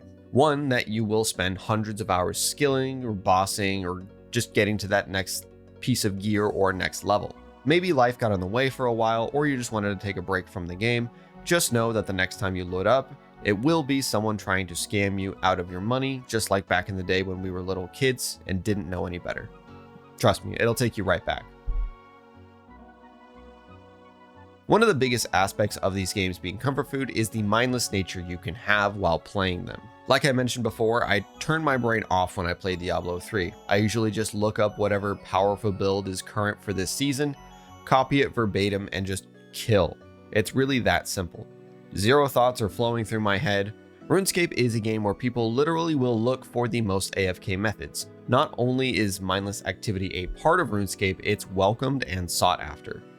These methods of training are not generally the fastest, but they're simple, reliable, and can be picked up after any period of time. Doing AFK tasks in RuneScape is a huge draw for many people, because sometimes it's nice to just sit back and let the game do stuff for you. Hell, I'm AFKing right now. I'm working on Slayer for another video down the line as I'm writing the script. I'm still getting used to the idea of just leaving my character alone and doing something else, but don't worry, I'll get there eventually. The set it and forget it mentality is something that permeates in the RS community. Seriously, if you listen to any RuneScape creators, there will be at least one time where they mention AFKing a skill while they're editing or doing other real-world productive things. This goes hand in hand with the attention, but these games are not generally very demanding. And what I mean by that is unless you're trying to do endgame content, raids, high-level quests, whatever that is in RuneScape, or if you're, say, pushing greater rifts in Diablo 3, the game doesn't really require you to keep up and practice. If you've grown up with these games, your muscle memory from your past generally will be enough to keep you in the game just fine. A perfect example of games that have very high demand but can still be comforting for people are the Souls games. And with the release of the new Elden Ring DLC, boy fucking howdy does that game demand a lot from the player. My muscle memory was non-existent walking into the DLC, and I got fucking owned. Like a lot. Like a lot. But if you've played RuneScape for thousands of hours, you aren't just going to forget how to play. That is honestly ingrained into your soul at this point. Just like with how Diablo 3 is second nature to me, RuneScape is second nature for many people. The idea of a fallback game, or all reliable as I call it sometimes, is a game that you can keep coming back to over and over and over again. And maybe when there's nothing else to play, you only have a handful of minutes that you can game, you can always count on these games to be there in your time of need, like a good neighbor. Now, I'm going to say something insane and maybe even a little blasphemous. No, not that one. Great game, by the way. League of Legends is that game for me and my friends. As some of you may know, I started making my YouTube videos with League content, just me and my friends fucking around on ARAM. Now, I've sunk more hours into League than I can even count. I'm way too far gone to stop now. Truly, I've been playing this game for over a decade. And anytime there's a new champ or some weird change, it does not faze me, because I know at the end of the day, I'm still going to be hitting the same 8 or so buttons I've been using for literally thousands of hours. Veteran RuneScape players probably feel the same exact way. There's going to be some updates, new things that are added, but at the end of the day, it's still the same old game that you grew up with. Now, this is something I want to touch on for just a second, because I do think it's important, but I don't think it's as important as some people might think. I don't think nostalgia is the end-all be-all reason for why a certain game can stick with a person. Maybe I'm in the minority when saying I don't really have nostalgia for League or Diablo 3. I have nostalgia for games like Jak and Daxter, Kingdom Hearts, Crash Bandicoot. And I think the reason for that is because I don't play any of those games anymore. I still play League, I still play Diablo 3, and I still play RuneScape. It's harder for me to imagine having nostalgia for a game that I played about a month ago. To me, nostalgia kicks in when you forget about something and then suddenly remember how it made you feel back in the day. I don't know if that rings true for anybody else, but that's just my personal feeling. I can remember older seasons of Diablo and League and remember how I felt, but it's not quite the same. I get a certain, for lack of a better term, like warm fuzzy when I remember beating the Onin minigame in Jak 2. That shit took me a literal fucking week. I was a kid, okay? Just cut me some slack. I don't think nostalgia is as important as people might think. It is definitely a big factor in creating that idea of comfort because it does take you back to when you were a kid and more comfortable, generally. But for me, these games that I keep coming back to and back to and back to don't have nostalgia because I am almost always playing them, or at least have played them within the last month or so. The consistent exposure to these different games prevents my nostalgia from kicking in. Or, you know, maybe I'm just talking out of my ass more than I usually do. And would you look at that, everybody? It looks like it's about that time. I hope I was able to make my point clear enough. Not that there really was a major point to begin with. I just felt like finally talking about this idea that I've had going on in my head for quite a while now. Comfort games is a phenomenon that is very special. Every game has the potential to be comfort food for the right person. For me, it's Diablo 3 and League of Legends. For others, it might be Terraria or Minecraft. And for some, of course, it is going to be Runescape. Many people stop playing over long periods of times, but as the great and wise Jimmy once said, you never really quit RuneScape, you only take breaks. But like a nice thing of chocolate chip cookies on a hot summer day, you will always be back again to have some. If you made it to the end of the video, I really do appreciate you watching. I hope you enjoyed whatever the hell that ended up being. I know it was very long, but people seem to like the longer form videos for RuneScape, so hopefully you enjoyed it.